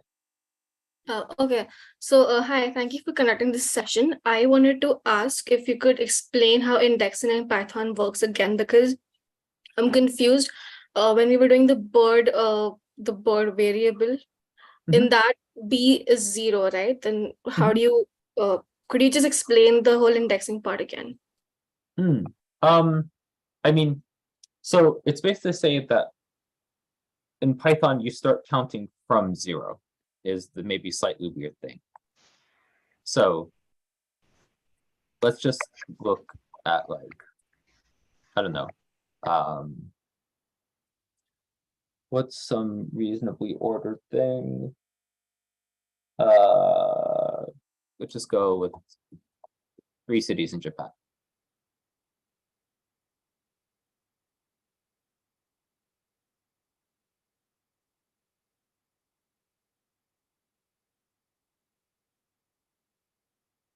So here I have a list with 3 values. If I want to get the first value of it, I use a square bracket and I ask for the 0th value of it. That returns the first thing in the list. That's just sort of how things are defined in Python. I don't think there's necessarily a deeper motivation to it. Some languages are this way, others are another way. So that's what to say about that. Okay, so if I were to use slices with indexing, so if I were to say, if I wanted to recall all of the 3 names, how would I do that? Would I use 0 to 3 or 0 to 2? Well, we can see what happens with both. So the thing that might be slightly confusing here is that it's inclusive of the left, but not inclusive of the right value. So this only returns 0 and 1th value, but not the 2th value.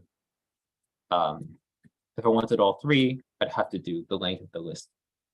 I'd have to go 1 beyond that. Again, this is just sort of the way that it's done in Python. It's something you sort of get used to as you use the language. Okay, makes sense. Thank you. No problem. And to answer people's questions before, okay, cool. Do functions have default values? Yes, they do. So the way we would do that,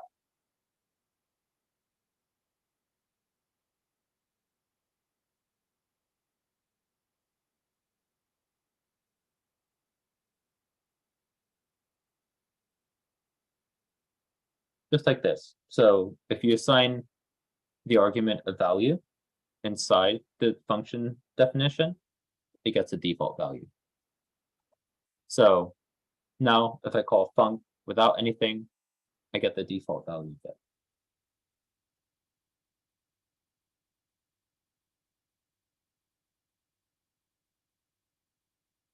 Okay, I'm gonna share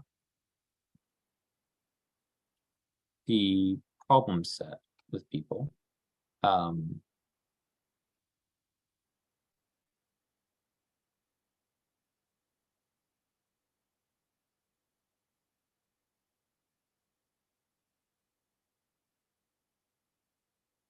What app am I using for Python coding? This is just a terminal.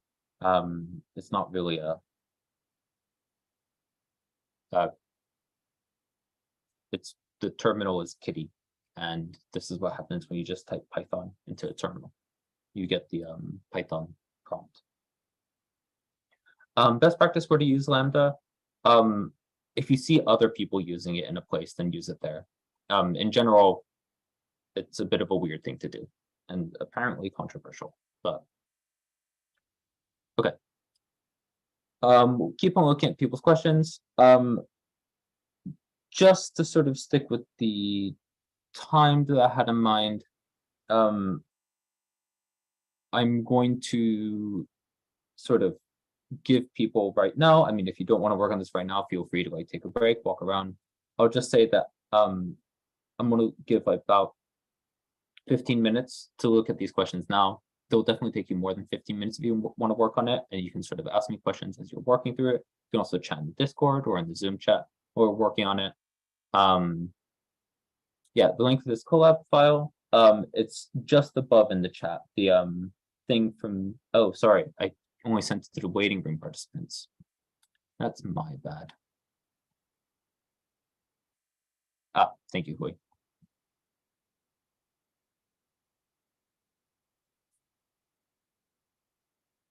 But yeah, in the meantime, I'll also be here.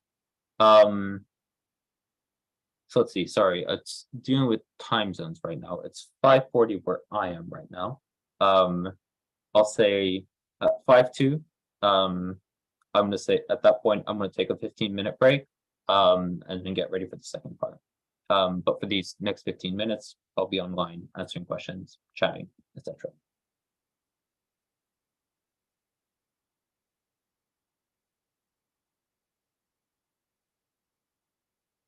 I mean,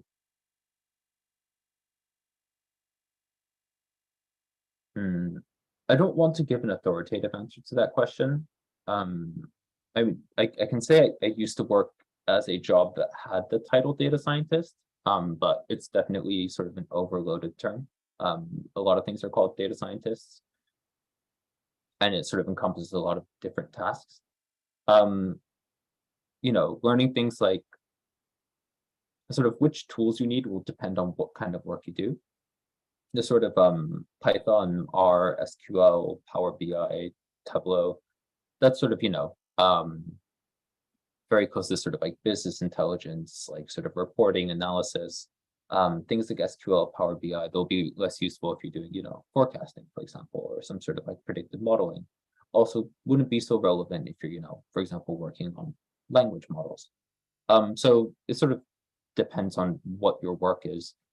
In terms of like, if you're trying to get into that career, I mean, obviously the more skills you have, the better. But I'm not really an expert on which one will give you sort of better career, sort of get you more sort of a higher paying job, because it's not always obvious sort of what specific skills are more highly paid. Yeah. Yes, you should create a copy of the notebook, I think, if you want to modify it. So you can save that into your Google Drive, I think is the default option.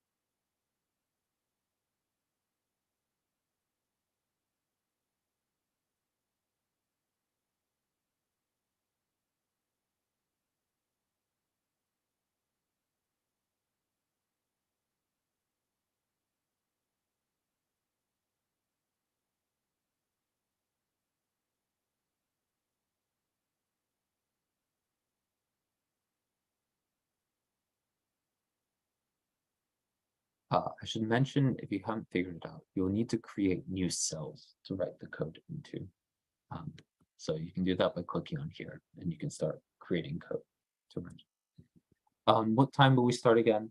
So I'll be online for the next 10 minutes, and then I'm going to be taking a 15-minute break.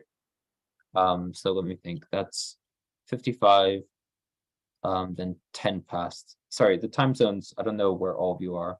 It's currently 5:45 p.m. here. I'll be starting, yeah, in 25 minutes, when we'll be starting part 2.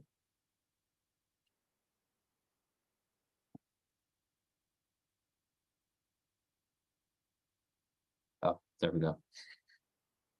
Thank you for waiting on this. And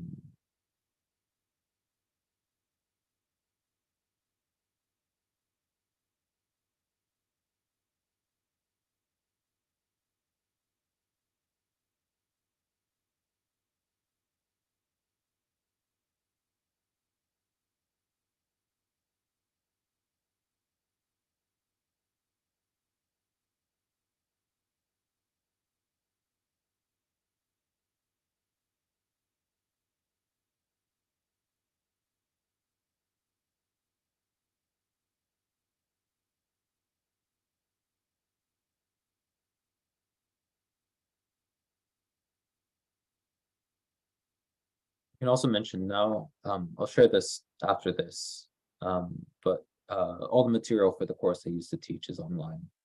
So, that's a 8-week course where I go into a lot more topics and I can get into 4 hours right now. So if you sort of enjoy the self-study workflow, you want to sort of have some free materials to work off of. They're slightly out of date at this point. It's been a couple of years since I taught the course, but I'm happy to sort of share that material and happy to answer questions. So yeah, I'll make sure to send that out.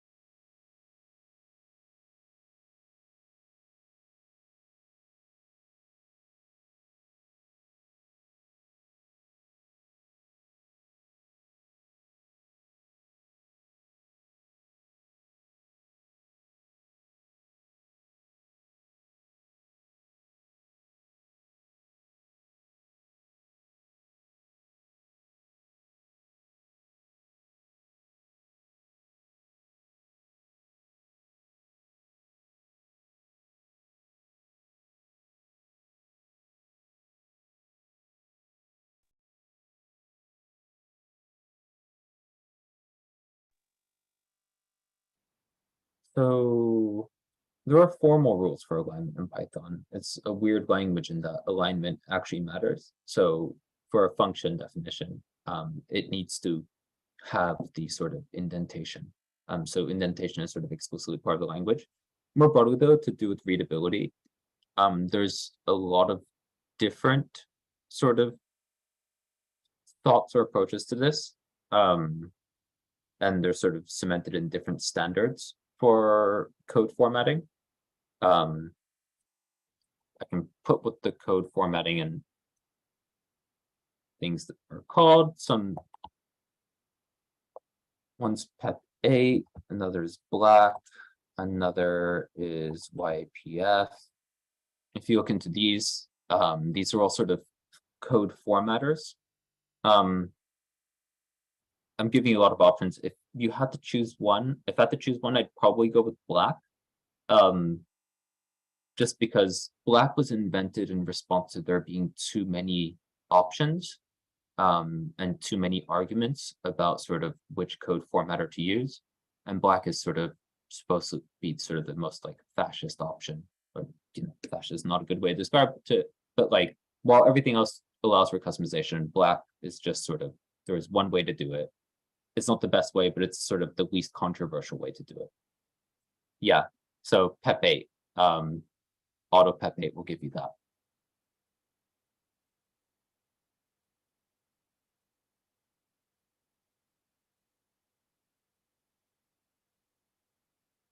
If you use, depending on what sort of IDE that you use, for example, if you're using VS Code, you can have all these things built into it.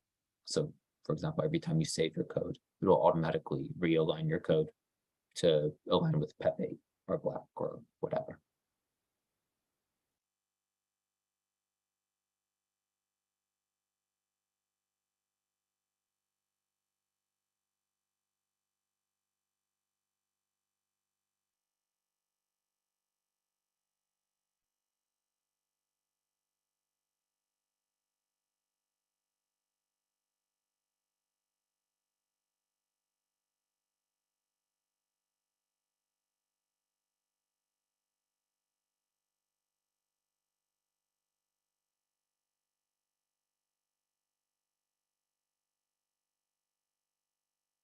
People that are working on the problem set as well.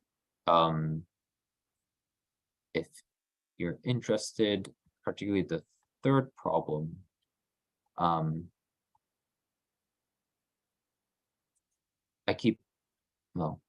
used to keep a blog, but I have a blog post specifically about that problem. So I wouldn't read this blog post before you try the question, but I have a little blog post on optimizing your Python code.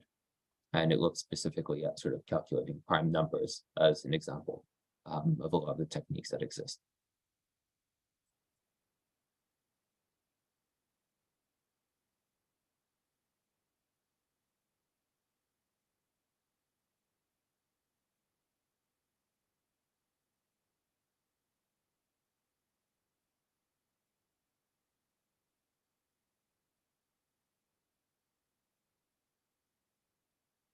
I guess I should also say, like, it would be weird for you to be in an intro Python class and asking these questions, but if you have any questions about sort of more advanced applications in Python, also happy to answer them during these moments.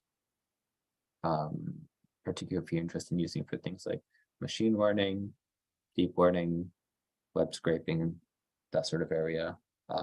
That's sort of where I've spent the most hours in the Python programming language. So happy to answer questions about that as well right now.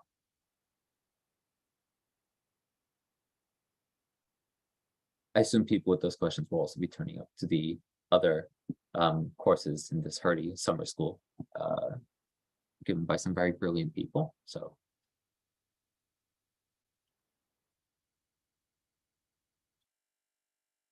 I mean,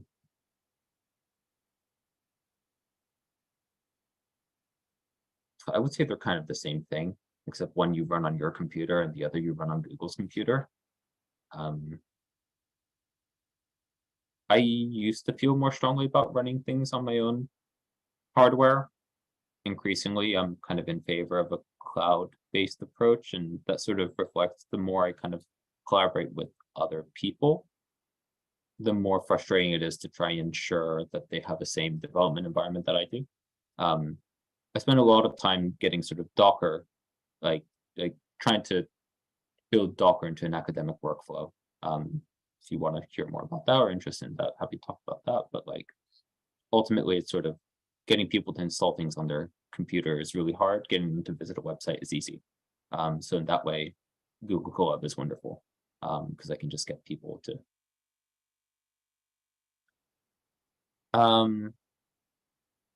How crucial is Python for machine learning?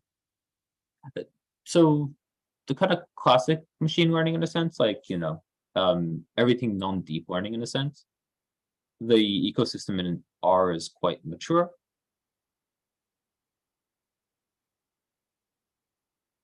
I'm not sure what that give a space between some repetition means. I could speak. Okay. For machine learning. So R has a library called Tidy Models. I think Julius Silgia is one of the main people on it. I'm a big fan of that. However, I always do all of my machine learning in Python.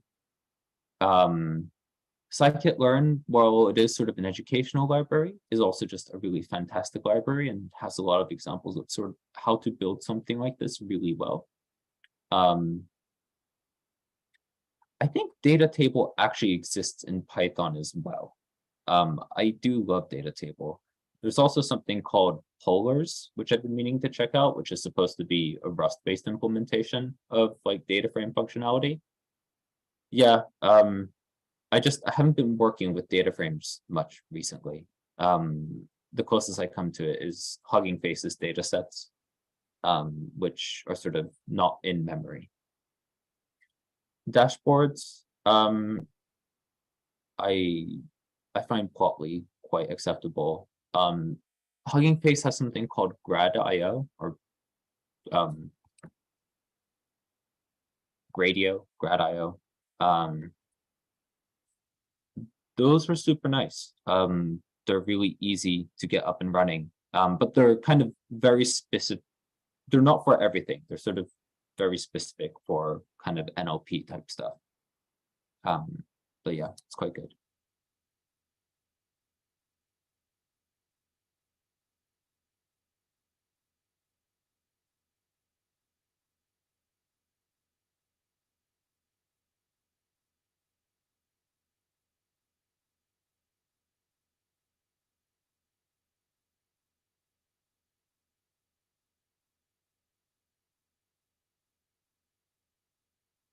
Oh, I understand your question now. Sorry.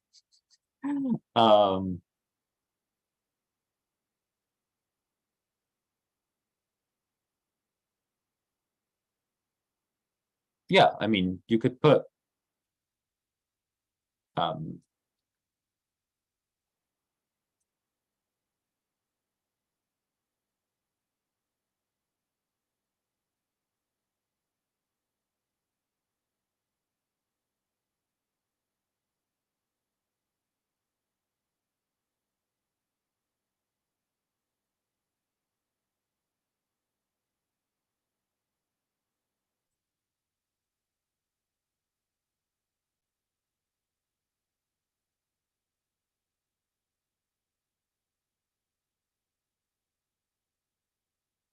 okay. I'm going to call a short break now. I'm just trying to check when I said I'd be back in 25 minutes.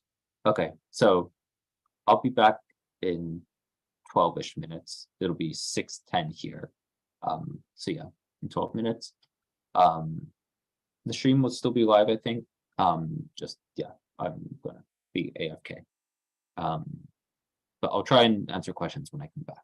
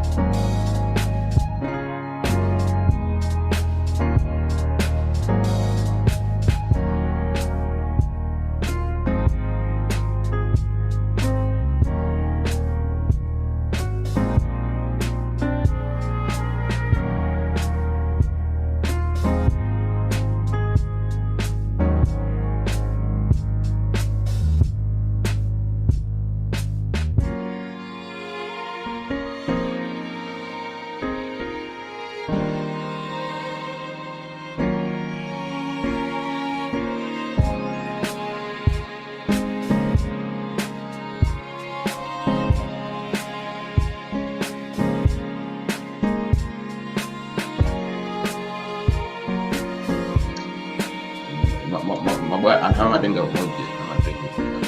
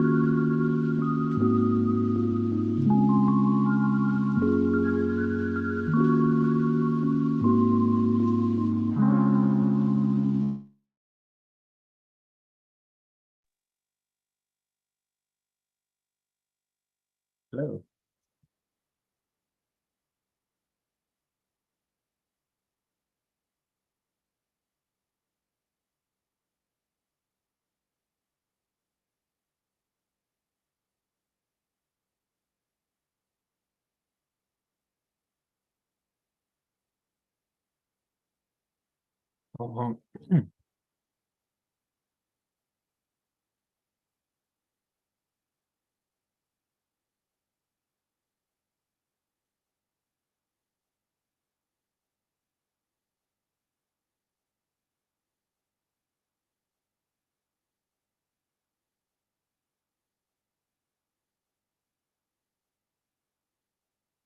right, great.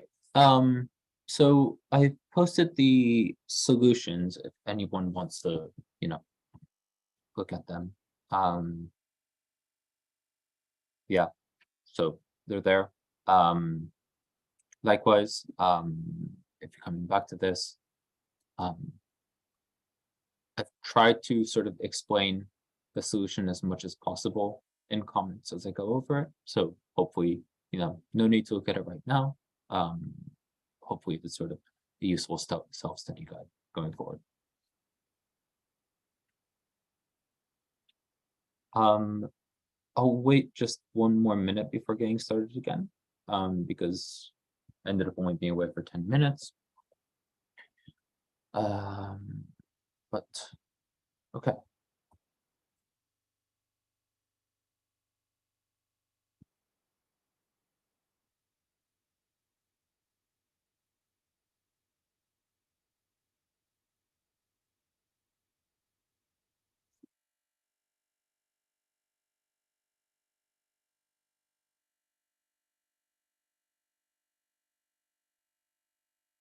If anyone is curious, I'm using Quarto for a lot of the material that you're looking at today. So it's quite neat. I'm a big fan, but everything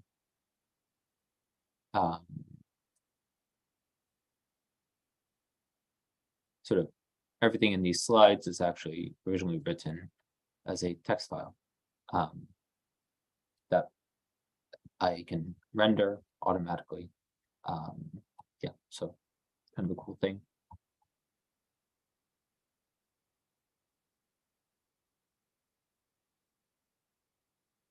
Do I have a template? Not for this one. Well, yeah, I have a YAML file. It'll be in the GitHub. Oh, which reminds me, now's a good moment to also share. I should say I haven't completely finished like sort of tidying up this GitHub, but so if you go there and you can't find the slides yet, it's just because I'm still sort of cleaning it up, figuring out exactly how to go about sharing them, because currently I'm only hosting the slides locally on a sort of miniature web server for myself. I don't know if it works to just download them. I didn't used to be a Quarto person. I used to use an underlying library called pandas, where I could just share sort of standalone files. It doesn't seem to work quite the same with Quarto. Okay, great.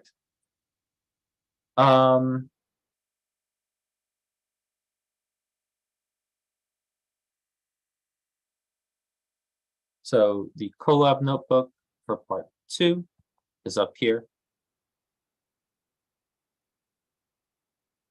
Put into the chat as well.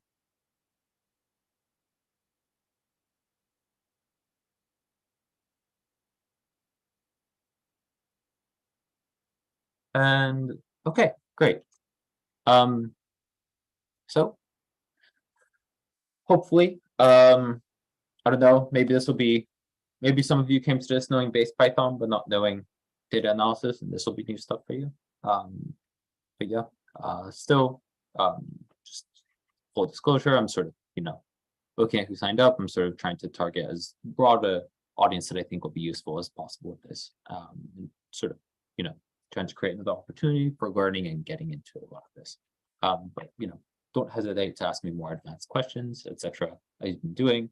I'm enjoying the sort of participation and engagement. So yeah, thank you very much, everyone in the audience. All right.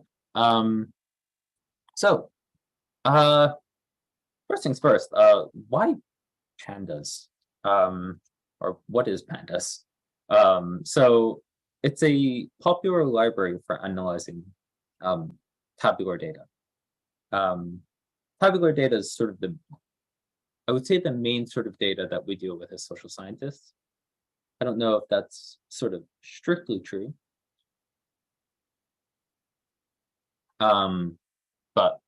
Or it depends on your application, but sort of it's rectangular, it has rows and columns. It's sort of like an Excel spreadsheet is essentially tabular data. A lot of the data we deal with is tabular. And pandas is probably the most popular library for analyzing it, for playing with it. There's a lot of different libraries for dealing with tabular data. Pandas is very much sort of on the like Swiss Army knife side of the spectrum. The syntax is quite expressive. It's quite readable. There's a lot of features implemented in this that in theory, you could write your own code, you could use base Python and NumPy and things like that. So really what pandas is providing you is convenience. And also, why is it pandas? I actually did go ahead and look this up. The answer is quite boring. It's actually just stands for panel data, because the early version is supposed to be a library specifically sort of providing things for dealing with panel data. I was hoping it'd be something a little bit more cute or exciting, but yeah. Okay, so as I said, there's a lot of options, and before we kind of get into it, so just quickly listing the pros and cons, because I am sort of acutely aware, and I sort of wasn't sure whether to choose pandas in this moment. But the main reasons I think that it's still an important library, it's been dominant for a long time, but people have a lot of complaints with it. But it has support for a lot of file types, like a truly ridiculous number of file formats are supported for pandas. It's very much integrated into this whole kind of data analysis ecosystem or stack. It's sort of, a default package that's installed on most data analysis workflows. And like just sort of aesthetically, subjectively, personally, I find it sort of, a nice balance between verbosity and function. I don't find it quite as extreme as sort of some of the tidyverse things where I just find it like a little bit too much writing. But then I also, find it sort of still expressive enough that you know what's going on. So it's not like writing awk scripts, if any of you have ever done that. And these are all the sort of like entry-level reasons again to pandas.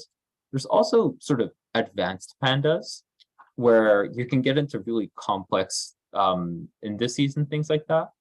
And again, it actually provides some functionality that'd be really hard to implement on your own. But we're definitely not going to cover that today because it gets really gnarly once we get that far into sort of the pandas library. But it's worth noting, it's actually not just all super simple, convenient stuff. They have some really kind of gnarly stuff in there as well. Slides, collab notebook directly above you. Reasons not to use pandas. So one is if your data set's like more than 1 million rows, like it sort of depends on your computer, but it's not really the fastest or like most memory efficient. Yeah, Dask is one alternative for big data sets. The main problem with pandas, there's a few problems. One is significant overhead, which is to say that like it's so full featured, but that means every time you want to do something really simple, you kind of have to, break out the giant Swiss Army knife when you just want to open a letter. It would be quite convenient to just use a letter opener for that, right? So it's completely overkill in terms of its functionality for most sort of simple things. And then it's also not written in a way that's particularly, it's not terrible, but it's also not great either in terms of performance. Dask is one alternative. Yeah, I think nowadays I find myself mostly writing actually just sort of straight NumPy, but I'm doing a lot more numerical programming nowadays, and as a result, also Numba, JAX, that kind of thing is where I am more days. And that's the last thing to mention. Pandas only runs on CPUs. Increasingly, sort of GPU accelerated programming is a big part of a lot of sort of data science workflows. So we have a lot more access to GPUs, so this sort of is an irrelevant thing. Okay, so having completely talked to yourself about why you might not want to do this, let's go ahead and start doing it. So we're going to use a running scenario that's kind of similar to something that I actually had at one point, which was so back when I was a grad student, one gig that I had was I would get every year the department would hire me to analyze the scores that they gave to the undergrads on their final exams. So mainly my job was to check whether there was any sort of like, some professors gave unusually high grades or unusually low grades. But, in essence, it was sort of just, I'd put together a big report about sort of, the patterns of grading. It also completely ruined my impression of sort of objectivity in the university system. That's a different rant. But yeah, so we're going with this sort of running scenario where you're analyzing student scores, and we have sort of two data sets here. One is, and mind you, I made both of these up, or to be specific, I actually asked ChatGPT to make up these data sets based on description. So these are mostly ChatGPT generated data. Who knows, they might be real. So their student scores in 5 subjects and also their contact details. So functionality that we're going to talk about. So I'm going to think about more in terms of like questions or tasks. So one is, how do I sort of get data from, someone sends me a file, how do I read the data in from it? How do I select and filter values? So, we have this table of data. How do we actually point to the thing that we want? How do we sort of extract it? How do I do calculations on tabular data? And how do I merge and combine data from multiple sources? And then finally, I think we've been going at a good pace, so there will probably be time for this. We're going to talk a little bit of sort of exploratory data analysis. First things first, because we didn't cover this. And honestly, even if you do a bit of Python, not much. This is quite basic stuff, but like it tends to get overlooked when you're first learning a language. So importing libraries. So again, we just, we're experts in base Python now. It might be fair to say that it's a little bit limited for sort of more complex data analysis. Writing a CSV parser in base Python is not really the most fun thing to do. Totally doable, but it's not much fun. So pandas is this library for data analysis. So all these tasks that we might want to do that we don't want to do in base Python, they put together all of these sort of convenient tools for us. To use a library in Python, we need to import it. The command just looks like this. So import pandas. Specifically, if you're on Jupyter, so this wouldn't work in a script, but it works in a notebook. You can use this magic command, %who, to list the objects in the global namespace. It's going to look different on Colab compared to the compiler for Quarto documents, but you'll see there's like a couple things in there, and one of them is pandas. So pandas has been, as an entire module, been imported into the global namespace, and now there's a variable called pandas that points to that module. We can now access sort of the tools within pandas as methods of the module. So, for example, if I just want to check the version of it, most modules will have, or most libraries will have, if you do the library name $version $_, you get the version that you have, just sort of a convention. Sometimes though, you don't want to import the whole module. You just want to import one specific thing from it. So there's a from command. So let's say this wouldn't make much sense to do, but I just wanted to import the version name from pandas. I can use this syntax, from pandas import version. Yeah, so still nothing too weird. And I kind of got at this before, but in general, the approach in Python is to try and keep the global namespace clean. If you're sort of an R user, you might have faced the problem before. 1.5.3 should be fine for this. But that's interesting that Colab has 1.5.3. That's kind of outdated, but that's okay. That's totally fine. So yeah, R, you've probably had the issue before where, the function select exists in every single library. So, if you import dplyr and mass, you're going to get some messages and you're not actually going to know which select command you're using. In the sort of Python world, we like to avoid this problem. So people tend to import things wrapped by the entire module name. That being said, typing up pandas every time is a little bit verbose, so we tend to we use this thing as. So we'll say import pandas, and it will alias it to PD. Now PD points to the module. So if I want to use the data frame function from pandas library, I can do pd.dataframe. It's not a function, it's a class. But again, we're not going into that today.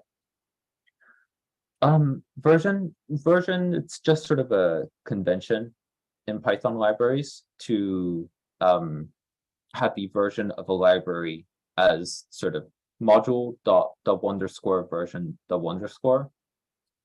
Should give that. Yeah.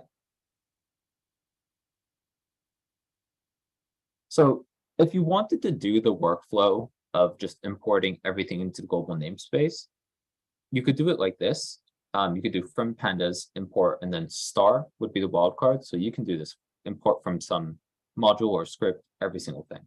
And sometimes you might want to do this if you have like your little utility script where you've just written a couple functions and you just want to have those in a separate file, you might do this. However, you can see, because there's sort of everything should be wrapped, there are really a lot of things inside the pandas library at the top level. And even these, so a lot of these are classes, so they'll have their own subclasses. Some of these will be modules as well. So it gets really crowded. We're going to use this reset command again. And for everything else, if you're following along in Colab, make sure you run this command, just so that we don't have all of those things in your global namespace. Okay, great. So getting your data. So you can construct the data frame manually, as it were, as a dict of equal length lists. So here, this is like, earlier I mentioned the example. We have a bunch of students and their scores on a bunch of exams. This is all made up. Mentioned I used ChatGPT to help me generate this because typing all this out would have been very annoying. So yeah, and you can see, if you remember from, 30 minutes ago, we define a dictionary, and then each of the keys and each of the values is a list of length 5. And then we can just call data frame and pass the argument that is the dict of lists to data. And we get a data frame. Here we go. We won't talk about it much more. But I should say, probably you won't be manually constructing your data frames usually, especially once you start getting to, even the hundreds of observations, typing those out in a dict of lists becomes very implausible. So a little trick, in case you didn't know about it, there's a thing called tab completion in a lot of code editors. So if you type into the cell pd.read_, and then hit the tab key, you should get a list of options popping up, sort of an auto completion. It might be different on Colab, but sort of by default, it's usually tab. And from this, we can actually just see all of these read functions inside pandas.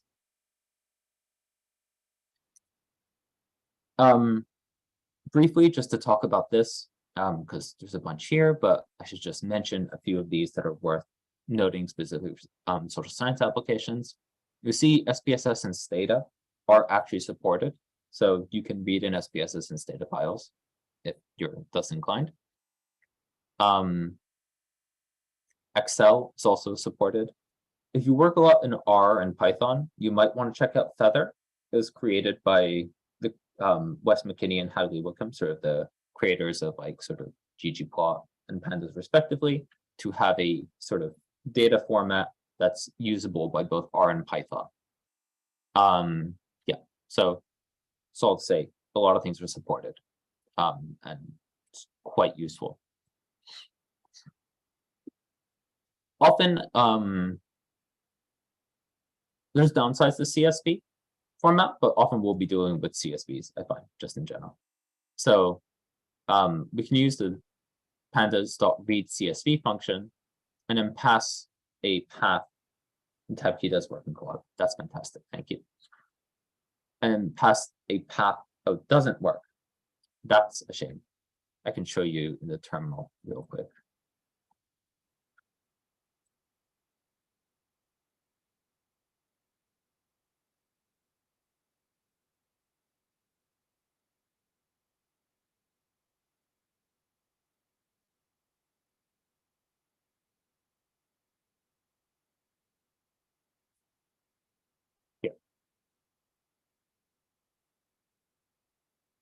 So this is having a tab,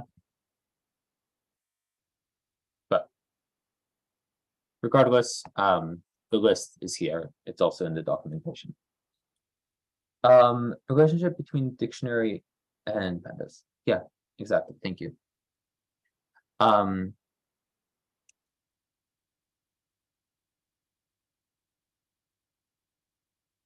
Okay, cool. So this is the data frame we're going to be working with today. So the first questions that you might want to have with a data frame are just accessing specific values or specific sort of ranges or collections of values. So what were everyone's math scores? What did student 5A12 get on all subjects? And you can also have sort of multiple queries simultaneously. The first thing with data frame is to talk about the columns and the indices. So it's tabular, it's a square, it's sort of it's a grid. So every sort of cell in that grid, its location is referred to by a column and a row. So here, the columns are at the top, and the rows, or we call them indices or indexes, in pandas, are along here. So you can see, for example, this value right here is at 0 and math. You can directly access the column names by doing dataframe.columns, and you'll see you'll get an object that has, so it's not a list, it's technically a pandas index, but it's basically you get the list of column names. Likewise, you can find the index doing the df.index.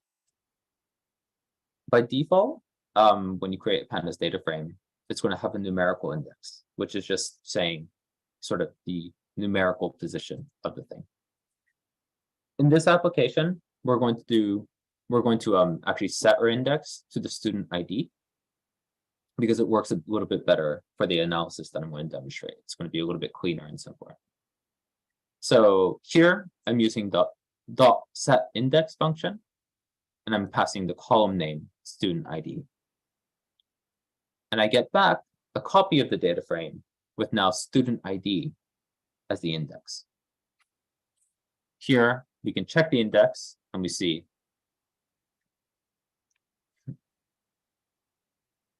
bad. Did not mean to click on that. So now that I've set that, you can see, okay, the indices are on the left here with the student IDs, and then the columns are the subject names. I've changed the presentation a little bit to make it a little bit more concise, but this is the name of the index. It's not a column. So there's a lot of ways in pandas to access values. I'm going to talk primarily about the one that I think is just the one that you should use by default. So dot lock is the one that we use for name-based indexing. In general, you're going to do data frame dot lock, and then you'll pass the index names and the column names. Here, you could give a single value, a scalar. You could pass a list of values, and again, you can use the slice notation. So let's go with some examples. So let's say we want to see what the student 5A01 get on all exams. The syntax would be df.lock, and then here it's the rows. So I'm passing the scalar, or just the single student 5A01. Over here, I'm passing the colon to indicate the slice of everything. I provide some highlighting to sort of help visualize the intuition here. You can see this 5A01 is selected along the indices. And then here, we're selecting all. So what we get back, and you'll see this in your collab, is this range of values.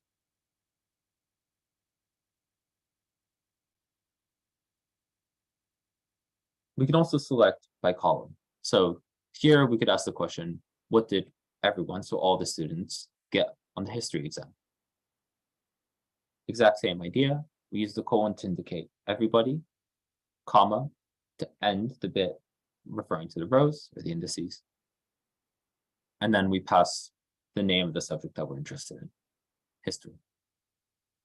And now you can see here we're saying everything, and then among the columns, we're selecting history. And you will get back these values. So again, sort of all corresponds to here, and the second value corresponds to here. It's pretty intuitive. You can start getting a little bit funky with it. So let's say I want to see what 2 students got on all exams. I could pass into that first space a list of both of the students' names. So that's literally what this is right here. This is a list of 2 strings, 5A01 and 5A12. Those are also both indices within the data frame. And this is exactly what you get.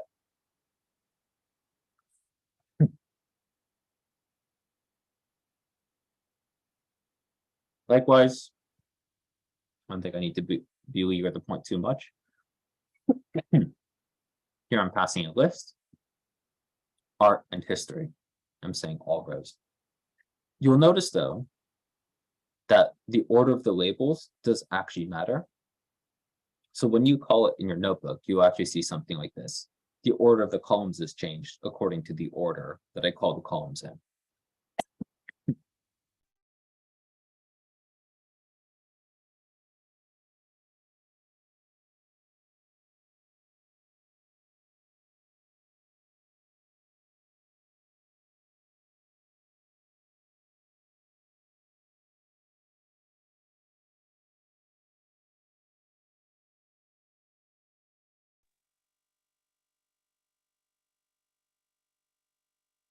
No, the spaces are optional. They're just for readability. Your Python crashed. I think if you reload, oh, I'm not sure. Johannes, I might ask you to. Thank you. Okay, and finally, the thing that we usually want to do is getting specific cells, right? So here, I think it's very obvious at this point. I'm going slowly to avoid confusion. Student 5A01, history. There we go. It looks exactly like this. I can do the same. I can pass lists into here. Now I get 5A12 on history and art.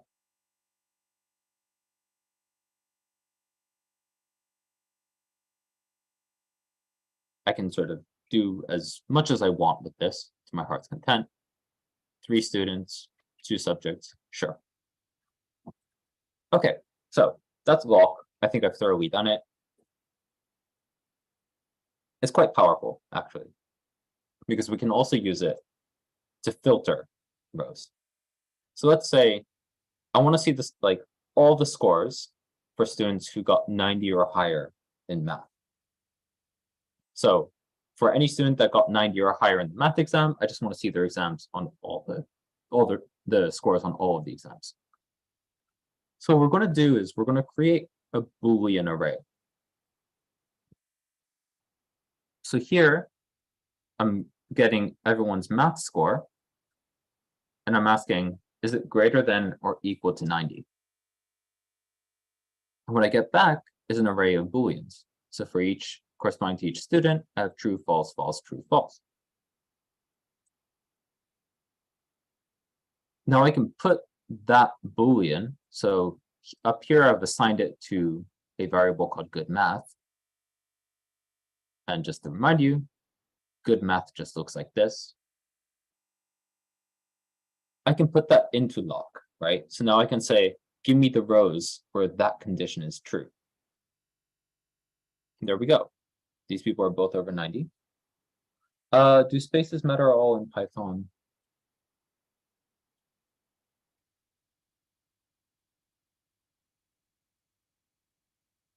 I want to say,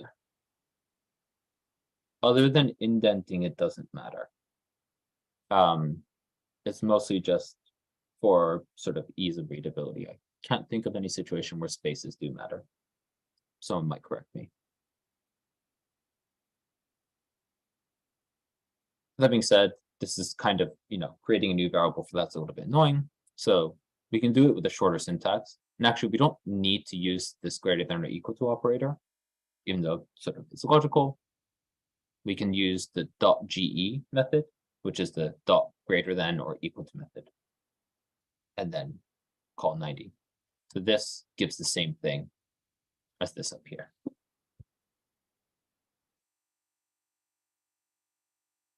So we can combine these as well. So let's say we want two conditions. So both math and art are over 85, and I want to see their history scores. So I can pass this, and then here's the binary AND operator. So it's going to do the sort of pairwise operations of first true, true, true, false, so on, going down. And I'm going to get a single array of 5 Booleans. And then I'll check their history scores. So this is the general syntax in pandas. If you want to sort of if you want to do a lot of filtering, you can do df.log. And then you can put a long list of filtering conditions on the rows. It's best to put them into parentheses just for order of execution being correct, and then join them by ands. Likewise, you could do that in the columns as well. I should also mention that lock is sort of name-based. You're going by the names of the columns and rows, but there's also locational indexing. So that's literally just, if I want the first 2 rows, I will do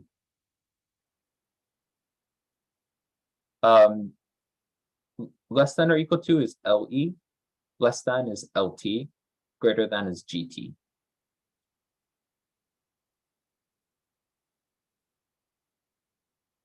So here, iLock, we have the first 2 rows and the last 3 columns.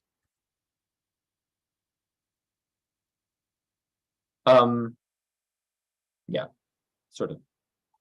You should note that you can't mix the 2 in the same command. So iLock only takes numerical arguments, and lock will only accept things that correspond to actual names of indices. Okay, now getting to things that are slightly more exciting than just accessing our data, operations on our data. So we want to do things like ask if the score is over 90. We already did that, but that was an operation on our data. Might want to find out what the average math score was, or what was the maximum score for some student. So on. We're going to sort of cover broadly how to do all of these things in pandas. Some quick terminology. So I've been mentioning this before. A scalar is sort of a single value. A non-scalar is a data structure that contains more than a single value, or can contain more than a single value. You can have a non-scalar that is empty. And again, when I say argument, I'm talking about the inputs to a function. You might have noticed this already. I've just been talking about data frames. Pandas actually contains two data structures. One is a pandas series, which is one-dimensional, and data frame, which is two-dimensional. There's some other differences, but that's basically the key one. You can get a series out of a data frame by indexing it with a scalar. What do I mean there? So if I put in biology, which is a scalar, I actually get back this is a series. If I did the same thing but just wrapped it in a list, this is no longer scalar. This is a list with just one element. And now what I get back is a data frame. The difference is this is one-dimensional, so this is just length 5 in the first dimension. This is two-dimensional, but it's length 5 in one dimension, length 1 in the other. Now think about arguments. We could have arguments that are scalar, so looking at individual values. In this case, we could have some command. Is the score greater than 90? You see this function assumes that x is a scalar. Next is a series, sort of a one-dimensional array as the argument. So I'm calling the maximum, if I want the maximum of the scores, I'm sort of lining up all the scores and finding the maximum there. So that's going from a series and returning a single value. And then here, I can ask at the data frame level as well. So a sort of query over a multi-dimensional structure.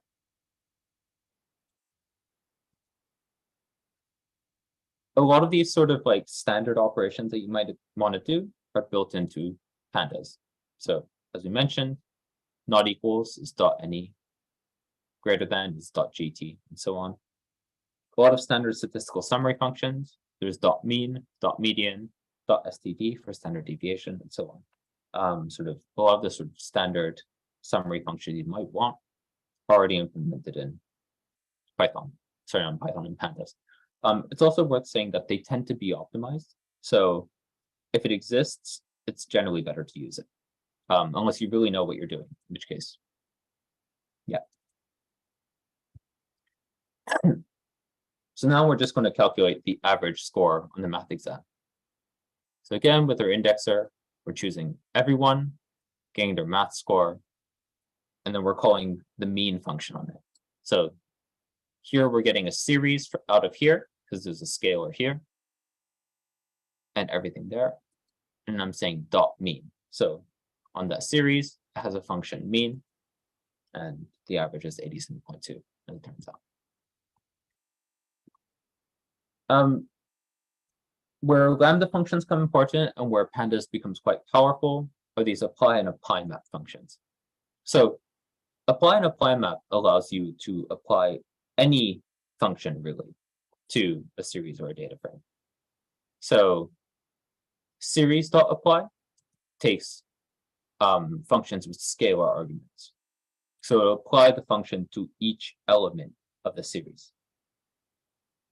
I'll say it again. So when you do series.apply, you're going to take that function and it's going to be applied to every single element in that series. If you do dataframe.apply, it's going to take each row or column as an argument. So let's say you want the average on each exam. You could do dataframe.apply, and then you could take the average of each exam. The way we specify whether we want row-wise or column-wise is there's an argument called axis. And then finally, there's a function apply map. These are functions, this basically just applies to everything in a data frame. So here, I'm going to get what the lowest score for each exam and student was. So the lowest per exam, I can use the .min function, and axis equals 0 is saying across the rows, so for each exam. And lowest per student, again, same idea here. Except you'll notice here I'm using .min. Axis is an argument.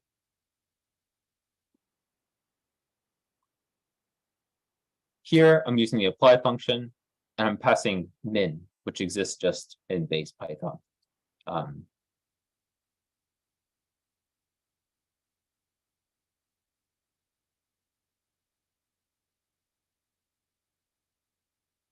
So basically,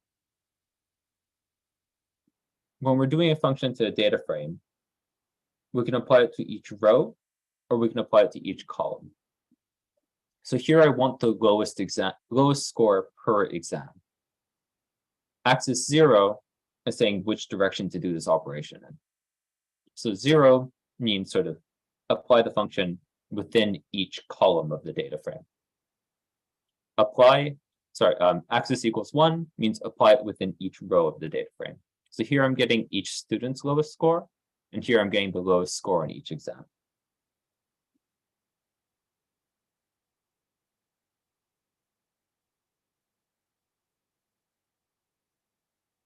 Okay, and then finally, let's say that we want to just convert everyone's score to an A to F ranking. This is an American style one. So here, I've written a function for you. There's a lot of different ways to do this. I've just done it with if-else conditions, because those are the tools that we've seen before. You can see we're going through, we get in some value, and I'm just waiting to trip it. I agree. It actually is confusing, and I often mix it up, and I try both and figure out which one is the one that I want. So I've defined this function here, and I'm using the apply map function. And you can see it applies to every single element in the data frame.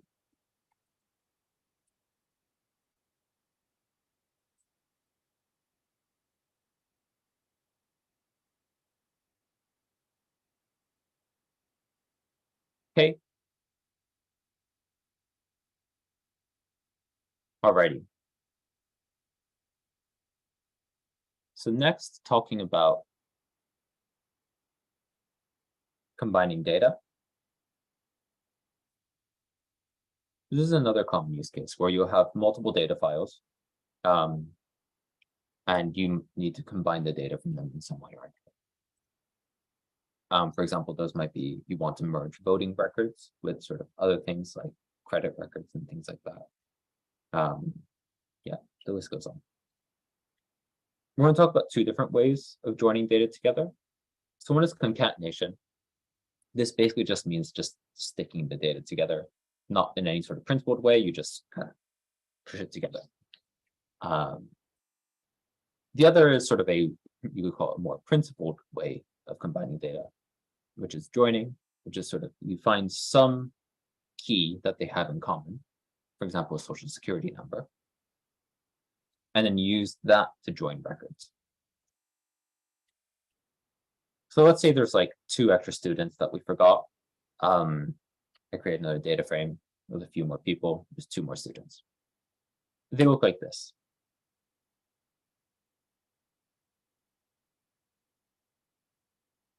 I can concatenate these. I can basically add these on to the end of the old data frame by using this pandas.concat function, which takes a list of data frames as the argument.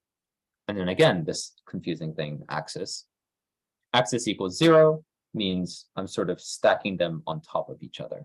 So I'm stacking them this way.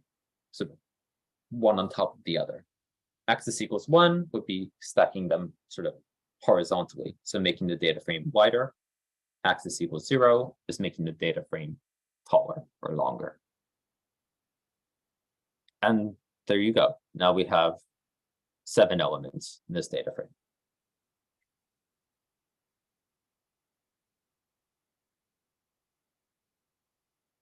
Mind you, this hasn't actually changed either of these. It's this function returns a new data frame.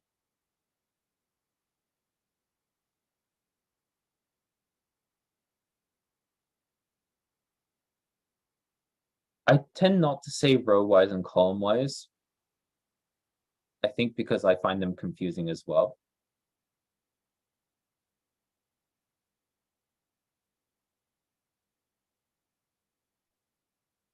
One note about concatenation is what happens when you have different columns. So here I'm going to reset the index. What the reset index function does is it takes the index of a data frame and makes it a new column, and then creates a new index, numerical. So we can see when we call reset index, the old index, which is the student ID, gets converted into a column. And now we have a new index without a name. That's just sort of the location numerically. So if we try to combine data frames with different columns, if we try to concatenate them, you'll see that we get NA values. What's going on here is, so this index, so to make it slightly less confusing, to make it sort of fit on the page, I'm combining the same data frame with itself twice, just once with the student ID as the index, the other time with the sort of student ID being shifted out into a column. The top one, corresponding to df extra, doesn't have any values for student ID in the columns. So it just puts an NA into place.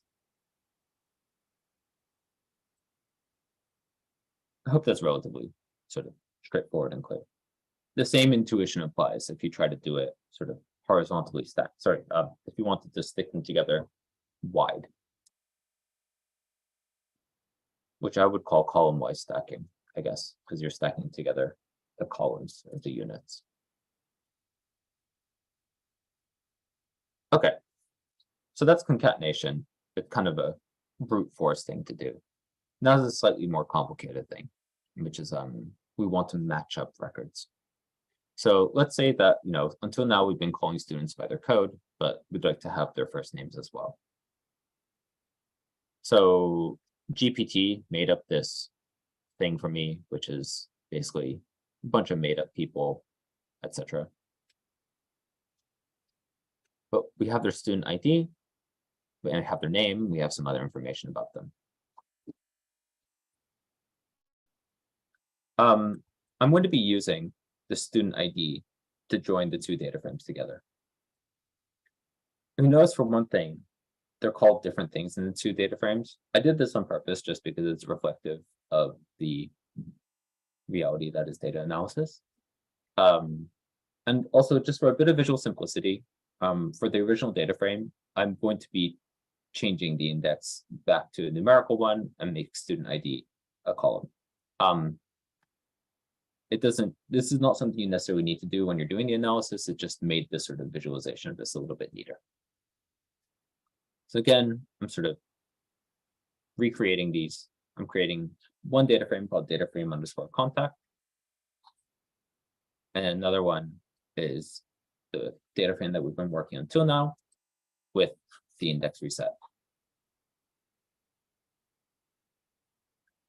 So you might notice actually, if you were reading the table off the screen, that the two data frames don't have the same values of student ID. So the contact list has, for example, 5A02, which isn't in here. You also see 5A12 isn't in here either. There's actually sort of, there's multiple mismatches between these. There's also multiple matches. That means there's a bunch of different ways that we could merge these things together. How do we deal with the sort of things that are in one key, but not the other? So this is called an SQL style join, but the syntax is like this. So there's the pandas.merge function. And the first argument is how. Here, that's not literally where you're going to write in your code. This code will fail if you try to run it. But there's four options for this argument: inner, left, right, and outer. We're going to look at each of those because sort of the easiest way to understand them is to just see them.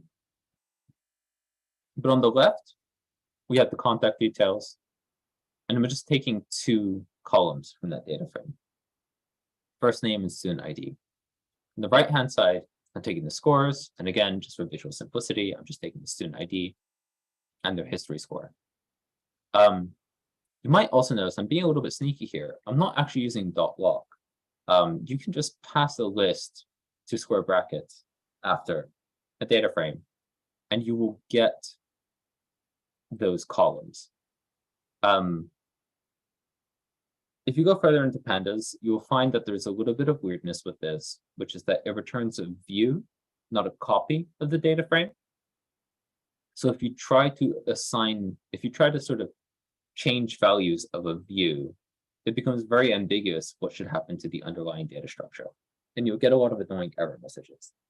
So if you're ever sort of assigning a value on the left-hand side, like outside of this example, you probably will want to use the .log, not just use this like plain indexing. Then I'm saying what my key is on the left-hand side, student ID written in camel case, and right is student ID written in snake case.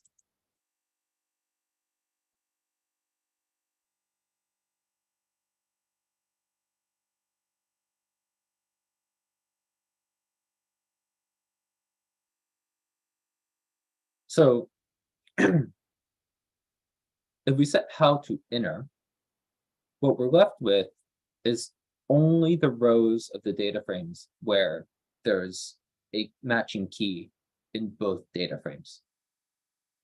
So there's only 4 keys in common between the 2 data frames. If we set how to inner, the merge returns something without any NAs, so only matches on both sides. The left join, on the other hand, will keep all of the values from the left-hand data frame and will merge on things from the right-hand data frame where there is a matching key. Otherwise, it will just insert NA values. Right works the same way, but in the opposite direction. You keep the entire right-hand data frame and you add values from the left-hand side where there's a matching key.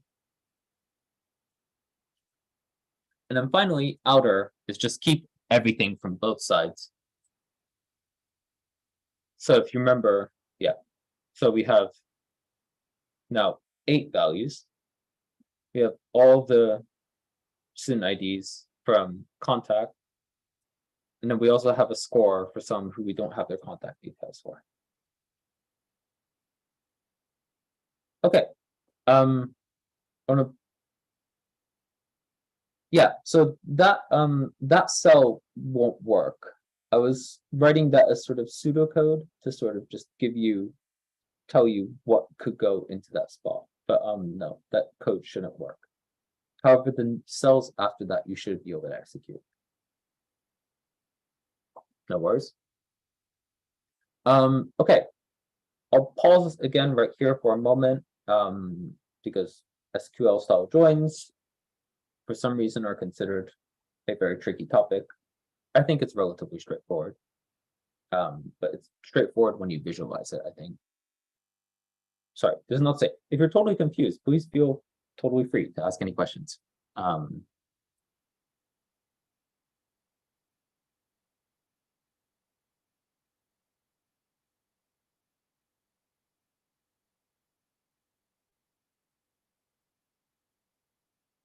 But if not, I'll just, how is inner different to outer?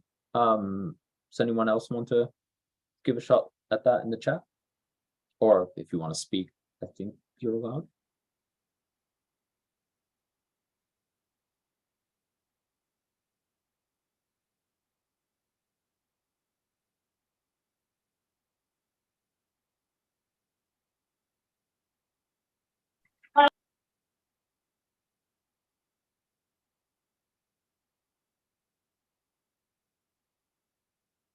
I heard someone for a moment.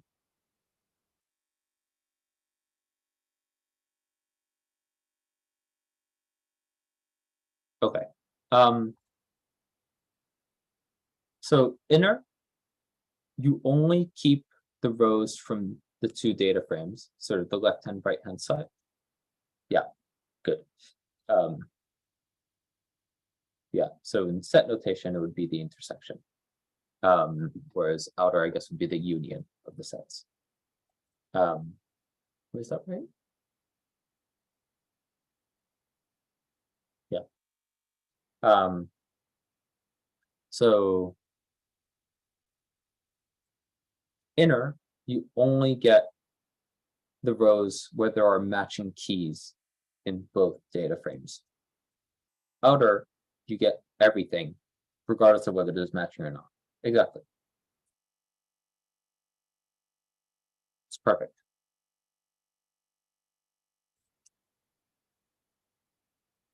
All right.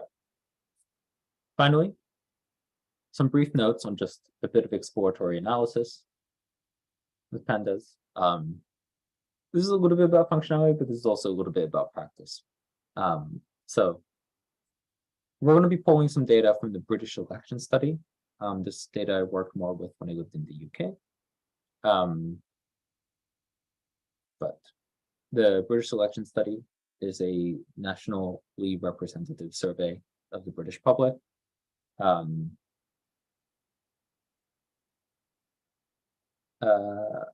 Answering Morgan. So you see here, I have left on and right on. If you look at the documentation for the merge function, there's also an argument on. So if those two columns have the same name, then I could just use on. But because they're different, I have to say left on to say the thing in the left-hand data frame, and then right on to say the thing in the right-hand data frame.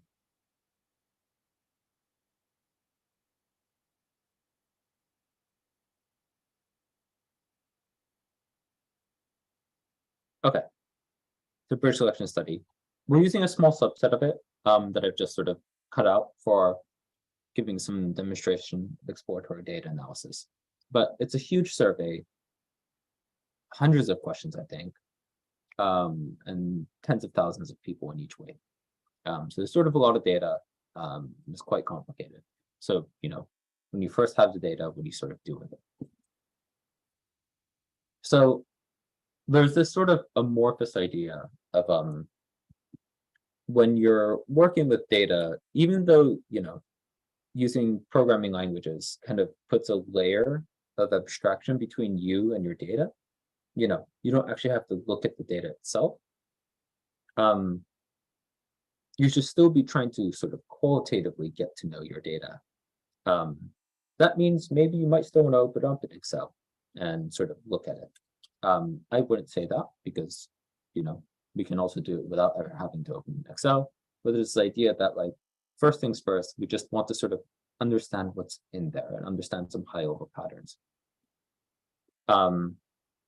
So things that you'll immediately be able to check that should sort of flag things to you is, you know, you will get a sample of the data of the rows, what you expect them to be. You'll check the dimensions. Are there too many rows, too many columns, too little? You'd always check that before doing any sort of further analysis. Data types. So pandas is going to make a lot of assumptions when it reads into data about the data types, and that can cause problems. So you should check the data types as well. Make sure that, you know, for some reason, a really common one would be people's phone numbers being written as integers, or like IDs that are just strings, right? Like social security numbers being recorded as integers. We don't actually want to use them as integers because, you know, we don't ever want to actually calculate the average of social security numbers. Really, they should be treated like strings. And then finally, once we sort of looked at broad patterns of the entire data frame, we're going to want to sort of do analysis on individual variables in the data. And first thing you can do here is tabulating. That's sort of like, I think, the best quick look at individual variables. So to look at the first 5 rows of the data frame, you can use the .head function. And we will get this. And you can see, looking at it, did they vote? Did they vote for the Conservative Party? How interested are they in the election? How do they score on a civic duty scale? Which party do they identify? Their ideology on a left-right scale, so on. Have whether they voted leave in the Brexit referendum. This data is from 2019, so it's sort of not long, but after, when people are still really trying to wrap their heads around Brexit. I think people still are trying to understand it in political science. They're pretty good relevant then. So the first thing we want to check of the dimensions of the data. And so after we've sort of looked at it, we want to say, okay, does this have what we expect? I happen to know that the 2019 wave of the British election study should have about like 40,000 observations and a few hundred variables. So when I look at the shape, this tells me the number of rows and the number of columns. That should flag to me that I'm looking at a small subset of the data. But in this case, I constructed it. So I knew that's the case. In general, this dot shape function is useful for telling you sort of the dimensions of your data. Next thing you want to look at are the data types of the functions. And pandas here has a .info function that gives you a lot of really useful information. So first, it tells you what the index is. So in this case, it's a range index. We've seen that before. It's just, you know, the numbers 0 to 2,193. Then we have information on each of the columns. So looking at this, I should kind of go through each of them and see, like, is this actually what I think it should be? Well, one thing you might notice is, first, why is it int 64? The short answer is it's not actually base Python data types. It's using NumPy data types. I don't need to say too much more about this. If you sort of need to work on this, this is something there's plenty of documentation for. But this is just to say this is a kind of integer. And then object is kind of anything in NumPy data types, but it's basically a string when we're interested in it. So again, here, if we see object, we should just usually understand it to be a string. There's some things that seem a little bit strange, like why is female an integer? Maybe it should be a Boolean, for example. Maybe it should be a string. So I can look into each of these things. So I can, from the column, I can use the value counts function to tabulate it. So I was wondering, okay, why is female an integer? And it's, I see, they represent it as 1 or 0. So 1 must indicate that the respondent said they're a female. 0 indicated that they're not female. That could include non-binary in the category. That might be a way of sort of operationalizing it. And then here I want to see, okay, how many people from each region do I have in this subsample? Don't know if British geography means much to you, but you know, here we have the sort of different regions of the United Kingdom. I can see how many responses from each region that I have.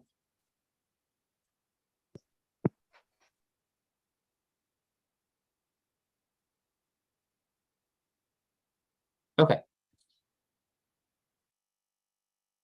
All right, so that's pretty much where I'm going to wrap up the material for today. I see we could have probably gone on a little bit longer, but you know, sort of wasn't sure how much of I could fit into 4 hours. So I'll still be here for a little bit longer, but I'll do a quick recap, take questions, and then we'll go on from there. So first, just what we learned to do with pandas just now. So one is reading in files. So IO stands for input output. We learned how to read data from disk. We learned how to index, slice, and filter that data. We learned how to perform functions on it. We learned how to combine and merge it. And we learned a little bit about sort of what are the first steps you should take with a data frame. I should say that actually here you have pretty much most of the functionality you will need for most analyses.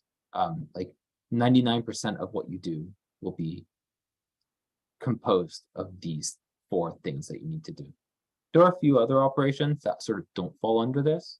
One of the main ones is sort of group by functions, which I haven't included because I wasn't sure if there was time, but that's sort of a form of combining filtering plus operations, doing operations conditional on sort of the value of a column.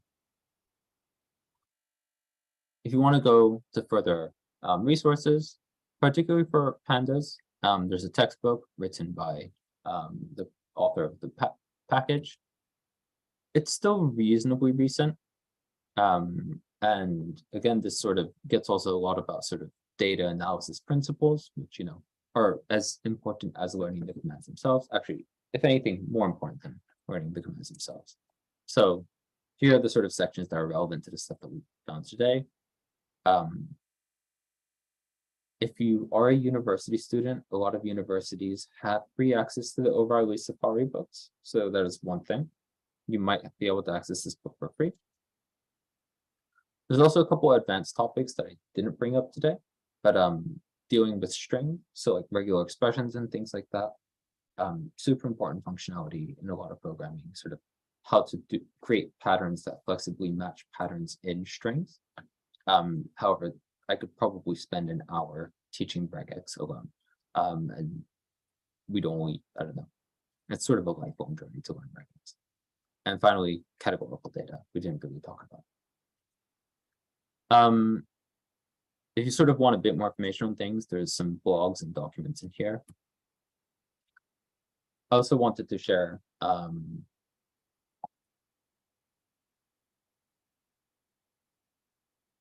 mentioned this during the break, people who might not be there, make sure to share this later, that here's the repository from back when I was teaching this course at Oxford. It's an 8-week course. In addition, we've basically covered the first 3 weeks already. Things that you'll be able to look at in here as well. There'll be data visualization. There will be sort of introductory machine learning in week 6. And then you're going to learn web scraping in week 7 and 8. You're free to use this. Feel free to contact me if you have questions about the material. Will do.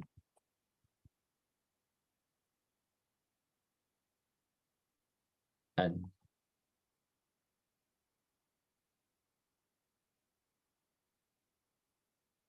yeah, so in these 4 hours, we basically covered weeks 1 to 3 of this course.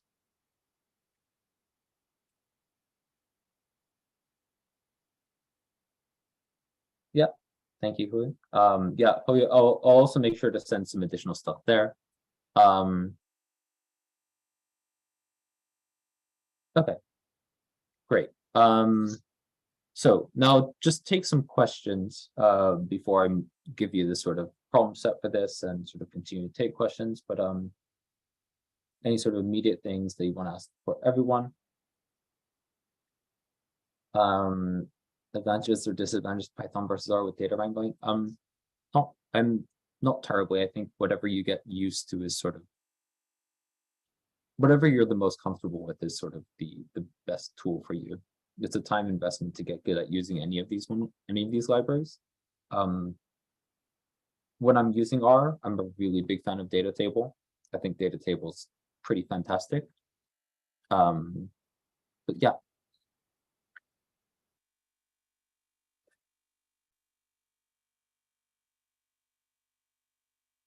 Yes, I'm glad that there are other data table fans in the chat. Let's see. There's a problem set as well for the materials we just covered. There's a few things that weren't covered in here as well. If people want to start looking at that. Oops.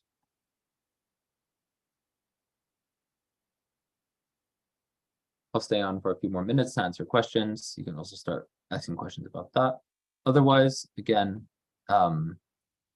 there are the solutions to this as well, available in GitHub, etc. So, yeah. Okay. And yeah, thank you very much to everyone for coming and participating. Yeah, and obviously, you know, I'll stick around for another. I'll stick around for another 10 minutes to answer questions. Otherwise, yeah, thank you very much for coming.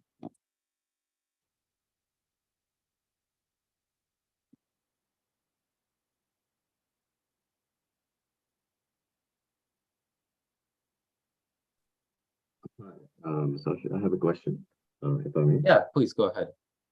Yeah, so I was wondering, because I work with pandas as well, and mostly with data table when it comes to R, because I work with transactional level data. The problem I face with Dask and pandas is like pandas cannot load a data frame which will be more than 1,000,000 rows. And secondly, task grouping also is a little time taking. Is there a way to address that in the same manner as data table does when it comes to aggregations? Should we use chunks in pandas? But then again, it can take some time.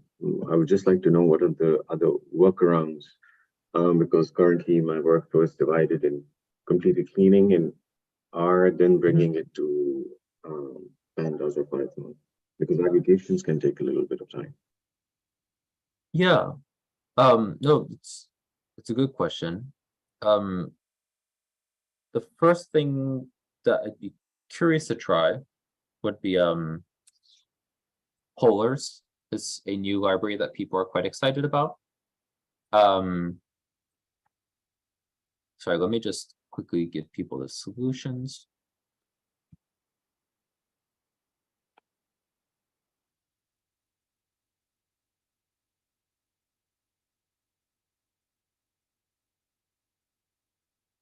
Let me think. Another thing I found actually in general is actually that base Python is quite fast, depending on the operation you need to do.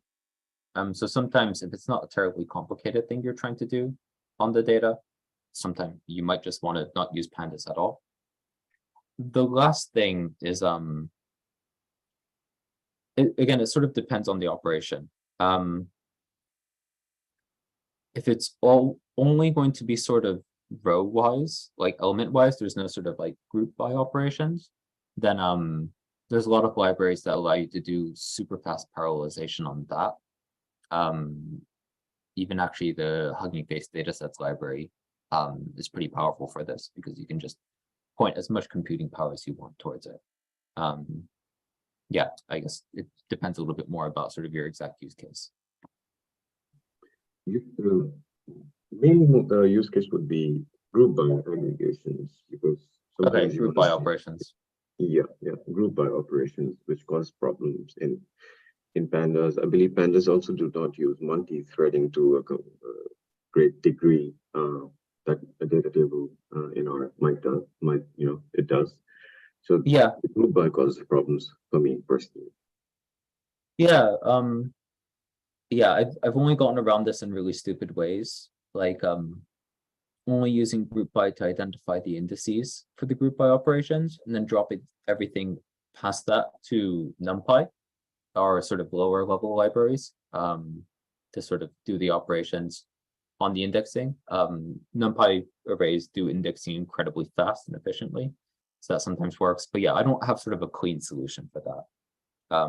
Again, I would just say check out Polars, because I think that's sort of the exact kind of problem it's trying to fix. And I see sort of on data analysis subreddits that people seem to be very fond of it.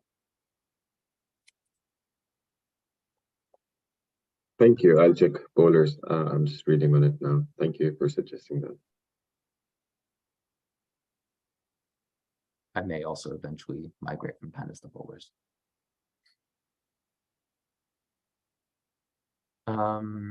Checking through for other questions in the chat.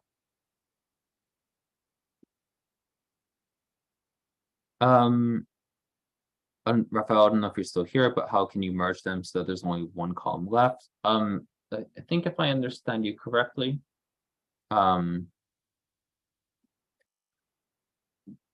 default, it doesn't do that. You can just drop the column afterwards. So just do it in 2 commands, I think would be the way to do it.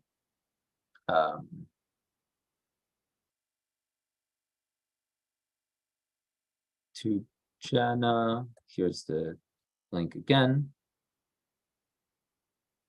Oh, that's very cool, working with that field house.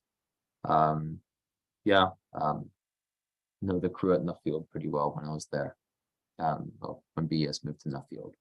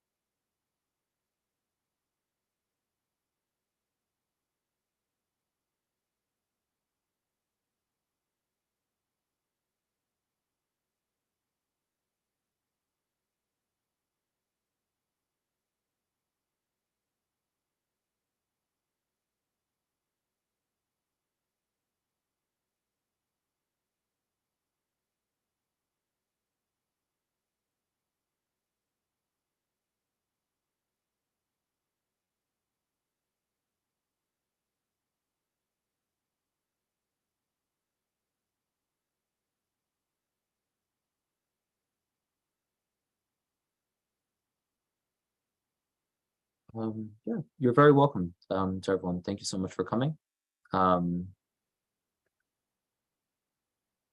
Yeah, to Hui, I thank you, and Hui and Johannes, also thank you to you two, for organizing this, helping run it. Yeah, it's been great to do this. And yeah, I'll make sure that sort of all the stuff is sent. Follow up. Yeah, happy coding, everyone.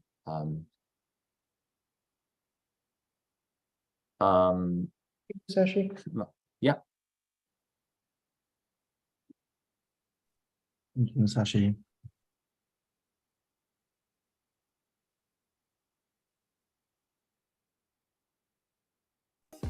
Thank you, Masashi. Bye. thank you, everyone. Thank you, Masashi. Thank you so much.